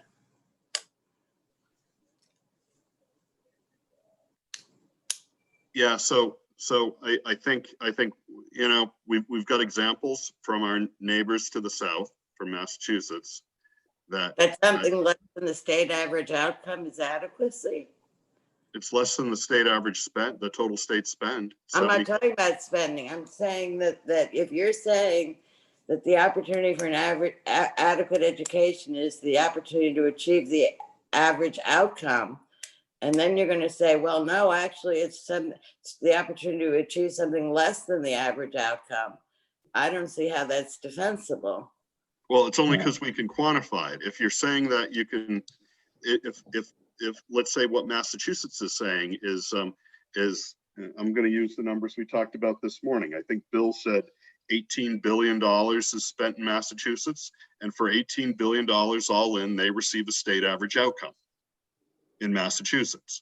The foundation budget that Massachusetts commits to between the state grant and and a mandatory local property tax effort is $11.95 billion. So less than the $18 billion. So you're not going to get the same for 11.95 as you do for the current state spending.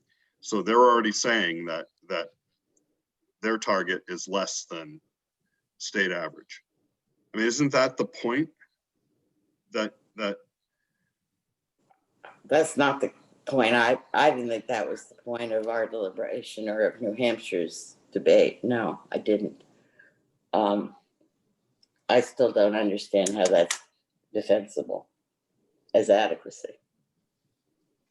Because it even at the one standard deviation that Dick talks about, it brings up so many districts to what I would say is inside the sweet spot of the bell curve. So of the distribution. Well, I asked to see some research into what the impact is on the high need districts. You're assuming they do better. I'm not, because of some comments that have been made to us. This is the first time we've had a substantial discussion on this issue, so I don't really know. Yeah, Iris, I want to be really clear. I'm not saying that a less resource district does better if you set the standard lower. I'm not saying that. Oh. I'm absolutely not saying that. Okay. The higher you set the standard, the better it is for the less resource districts. The better it is for Manchester, the better it is for Newport. Well, that's Newcastle is going to get there anyway. Well, that's why it concerns me if you Yeah, lower. it concerns me too. You're weakening your own formula from the get-go. I just wanted to make sure that I wasn't being mischaracterized in terms of. Oh, no, I misunderstood you. It's my fault. I misheard you. Okay. We're in agreement as to what would happen then. Yes, we are. And I find that very problematic. So we're we're nearing 5. This is we're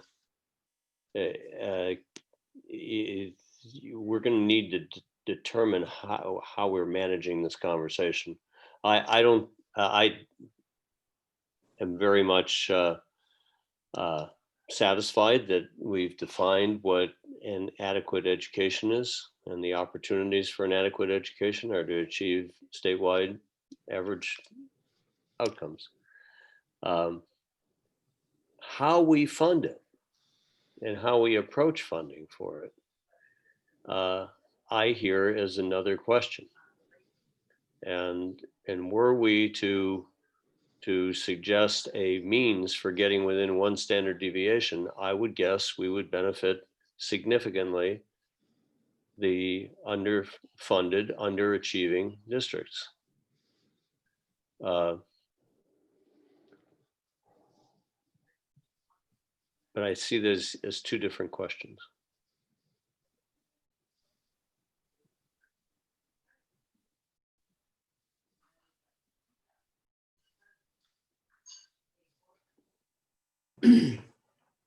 Iris, what do you think? Do you see them as 2 different questions?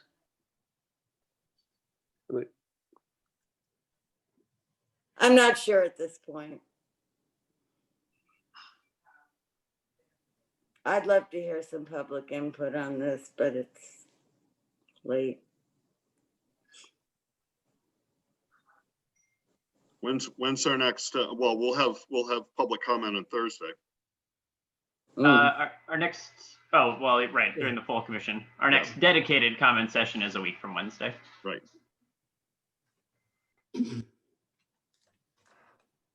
So earlier, I think one of you said we need to sit on this question. And another way of phrasing this question that's in front of us is, do we set a very precise target that is being at 100% of the average state outcome, or do we use the normal curve, which allows you to go 1 standard deviation below or above, but that still keeps you, statistically speaking, at that same target? You're staying within the 1 standard deviation.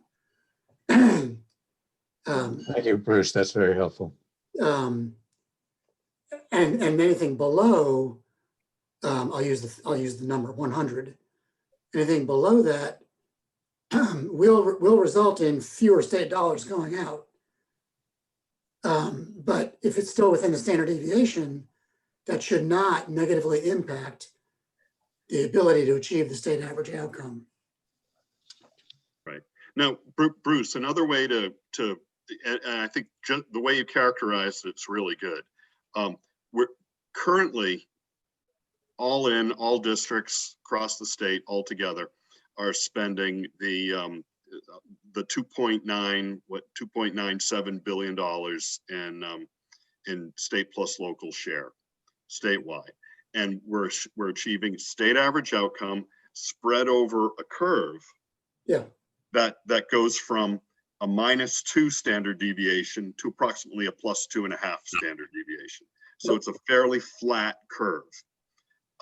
With the analysis done by AIR, in order for that basically reshuffles those costs around so that each school district will be performing at state average outcome. That's now a much tighter curve, isn't it? That's right. A higher Q curve. Yes. So actually, one standard deviation on that curve is a lot tighter than the current one. So if you take that curve and you slide it down a little bit, you're going to be tight to whatever that outcome is, to whatever that top dead center. I think that's how it works. And I don't know. That's right. No, I think that's right. So that's the, and I think Iris is right. It's partly a philosophical question, but it's also partly a policy and phase in and practical question about where we want to set the target for state funding. I think it's also a definitional question. I am thinking of, how are we defending a position about the opportunity for an adequate education?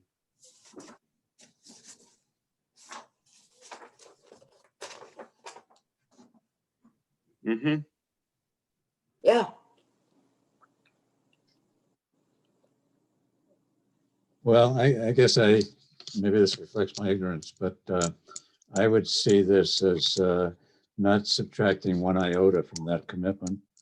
The commitment is to provide an adequate education, an opportunity to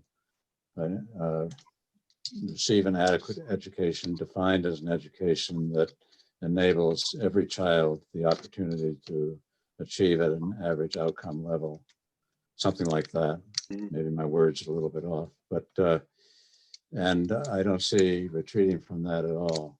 I see a lot of uncertainty in the cost modeling that we have, and I think that it's a prudent thing for the state to do, to come in at a level that, statistically speaking, is within a generally accepted range for error, and in this case, for enabling local initiative, that it's appropriate and I think good policy to go there, at least to start with.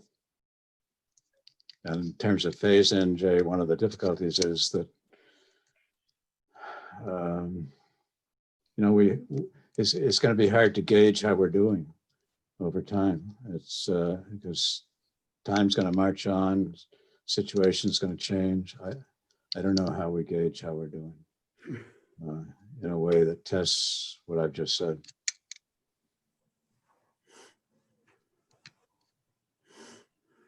I mean, I think part of that's the data collection, that we've talked about in the outcome scores, right? We're collecting test scores, attendance, and graduation rates. And if those outcomes are improving, you'll be able to know whether or not you're moving in the right direction or not. And if you'd like to change what goes into that outcome score, you'll need to collect different data on other metrics that you feel are important. And I think Good. that's the way that you'd create that accountability. Thank you. Good input.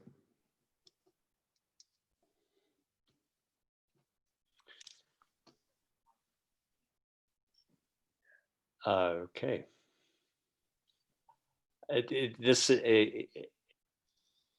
I think you're hearing, two different perspectives emerging in our conversation, and it's okay. I mean, I'm not just.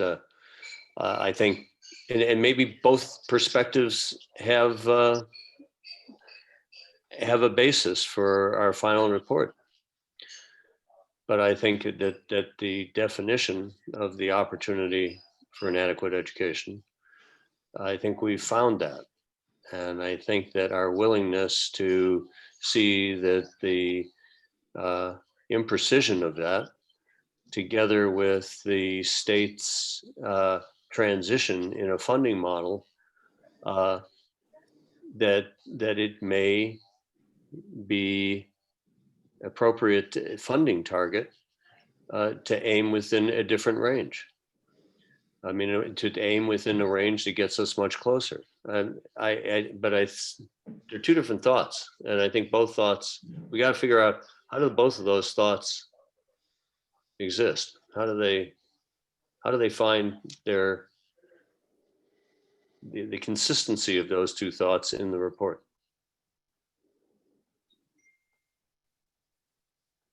Well, I think just to respond, I think that if that's the way to go, and it may be an appropriate way, in other words, presenting two answers to positions, that's precisely the kind of choice that the legislature is there to make. Correct.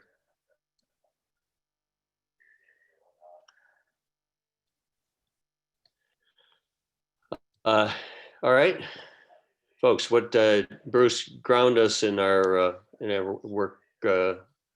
Iris, did you have another comment on that? I just saw your hand. No, I was waving goodbye as it's after 5. Oh, wait, goodbye, bye. See you on Thursday. Yeah, we don't pay time and a half here on this commission. Thursday. I will begin to draft this work group's report with lots of holes in it, because we still need to land on a few things, but I'll at least bring a structure to us. When is our next scheduled work group meeting? We have a full Thursday. Thursday. We have a full commission meeting next Monday. What's next Monday? Full commission. Okay.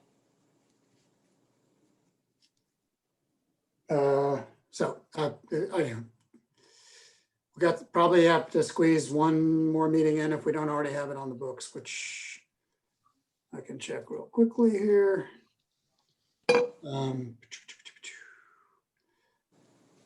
Yeah. Oh, actually, we have a.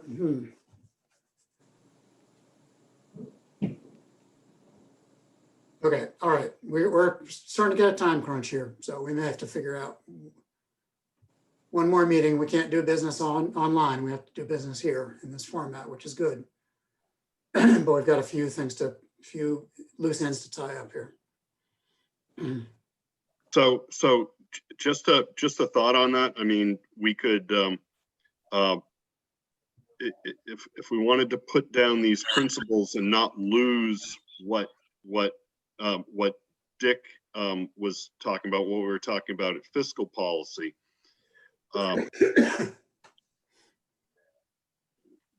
That way we've got something that maybe has been a little bit more well thought out than sometimes what comes out in contemporaneous conversation or discussion, and then on Monday, when we've got our long meeting, we can engage everybody. I mean, I think. Yes, I think that's the right. I don't think there's a bigger issue. Jay, Mel, Gotta go. Iris, take care. Thank you. Is this the big issue? This is the big issue. It is a big issue relative to the funding recommendations, which is what the name of this commission is. Yeah. Yes. So we can't lose sight of trying to provide good guidance to the legislature. Right. But I think relative to the consistency of our definitions, I think that's where my hesitancy, my resistance, my commitment, I guess, to the paragraph that we have about what ought to be the goal of the state. I think that needs to be consistent. Sure. What ought to be the goal of the state, but also we've said from the beginning, we want the report to be useful for everybody that's in budget writing and policy writing roles. And that there is a funding decision to be made by the state. The state can make a funding decision within various ranges. I mean, that's and anything better than what we have that moves in that direction is right. But right. And everything that we have right now, everybody makes their own decision over and above the all in, what is it, $4,200, $4,300 that you get with differential aid and everything. So everybody's making their own decision on that and providing some guidance in terms of this, a uniform target for all students to achieve.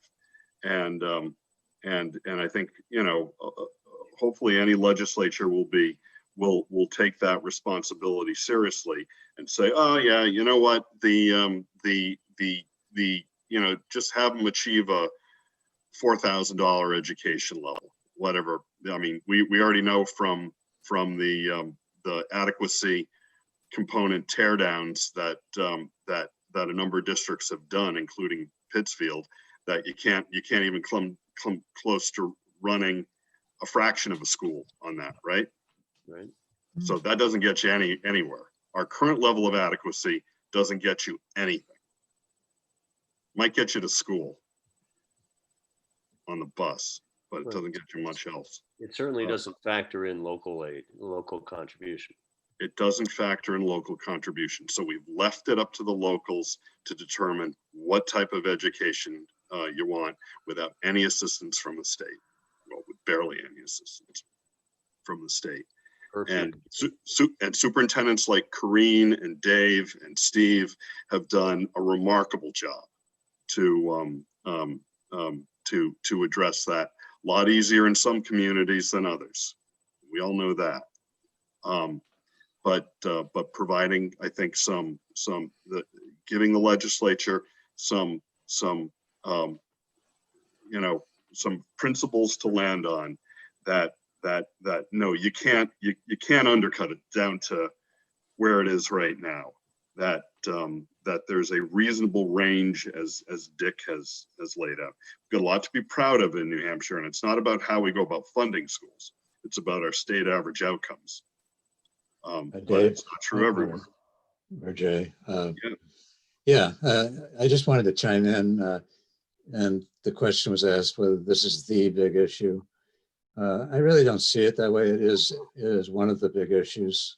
I think we've come very far in another one, which is how do you determine what is needed for an adequate education for every child? And the ECM work, the work of AIR has taken us a huge way down the pathway towards understanding that and being able to answer that question.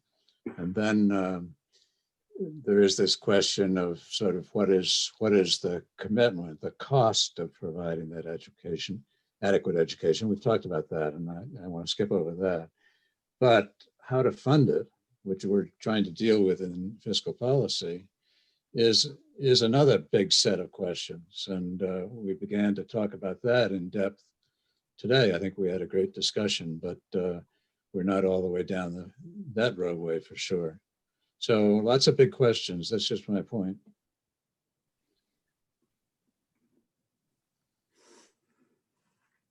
If this was one big question, boy, it would be easy.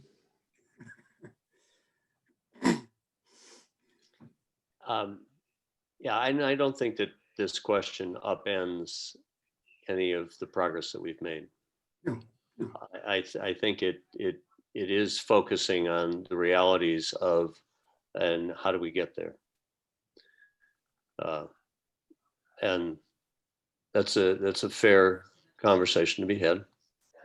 And I don't know how we'll land on it, but okay. If there is a spreadsheet of the outcome model at different levels, I don't know how to provide the window to look at this, to look at it, what this means. I think that's a legitimate, ask of Drew. They're still retained by us. I honestly don't know how you go about that, but it seems like it's something that he should be capable of modeling for us. You can use the simulator that AIR provided to look at state average, or 85% of state average, or 200% of state average. Yeah, you take that z-score, the average z-score down, and then you. Yeah, you can slip that into the analysis. That's right. They have a little slider. If you click on it, right, it's set to state average outcomes, but it's just an equation. So you set outcomes to whatever outcome standard you want, and it'll pop out the estimated costs. So it will tell us, though, that the estimated cost still be 2.9 million, billion? Nope. No. It's a lot more expensive, to have 200% of state average outcomes, and it's less expensive to hit 50% of state average outcomes. Correct. And so what does it suggest as far as a funding model? Well, I think ultimately the simulator shows relationships between different factors and outcomes, and those are related to costs. And so it'll give you those costs. I don't think it's going to tell you what the optimum solution is. That's really a policy decision, and as Iris was saying, it's a philosophical question in a lot of ways. If 85% of New Hampshire's state average outcome is the, Montana state average outcome, is that good enough for New Hampshire? I think that's something the legislature has to decide. We've been working with New Hampshire state average outcomes because that's, as we've discussed, the problem's really with the distribution, not the average achievement. Right. And we also know that we're competing within a region that has those kinds of outcomes, and we want to. Yes. It's important to be to not let those slip. Even though in many districts we know that is the case. So what level of funding can they move to and still make progress on their average outcomes? Well, I guess I have not played with them myself, so I'm not capable of driving this any further, that conversation. Yeah, it's a good exercise to look at. We certainly know in the model, in the simulator, what districts are spending now and what their outcomes are. So you can see what that would do to districts that are underperforming state average, like Manchester, and you can see where Manchester fits into the outcome. And basically, it's got a little pull down. You pick what percentile you want to be as your statewide goal, based on current statewide performance, and you can see what that does to the cost model.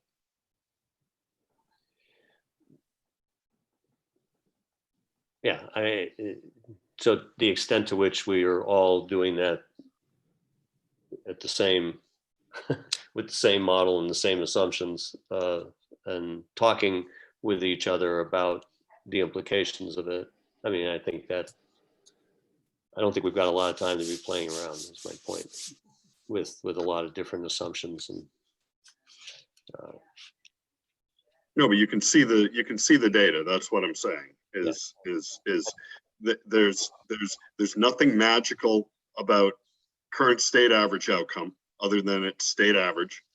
And there's nothing magical about 95th percentile or the 85th percentile or whatever. It's whatever you want to set it at. All right. Yeah. I've got the institutions the districts I've watched, that I can do that. I don't know that everyone here will do that, but all right, we have reached 5:20. It's a record. You got a record, Jay. Thanks, folks. More on Thursday? Yeah. And at 3. Commission meeting at 2. 2 to 4 on Thursday. Oh, and 3. We'll draft an agenda. 2 to 4, full commission on Thursday. Right. And a full commission meeting next Monday. Correct. Extended.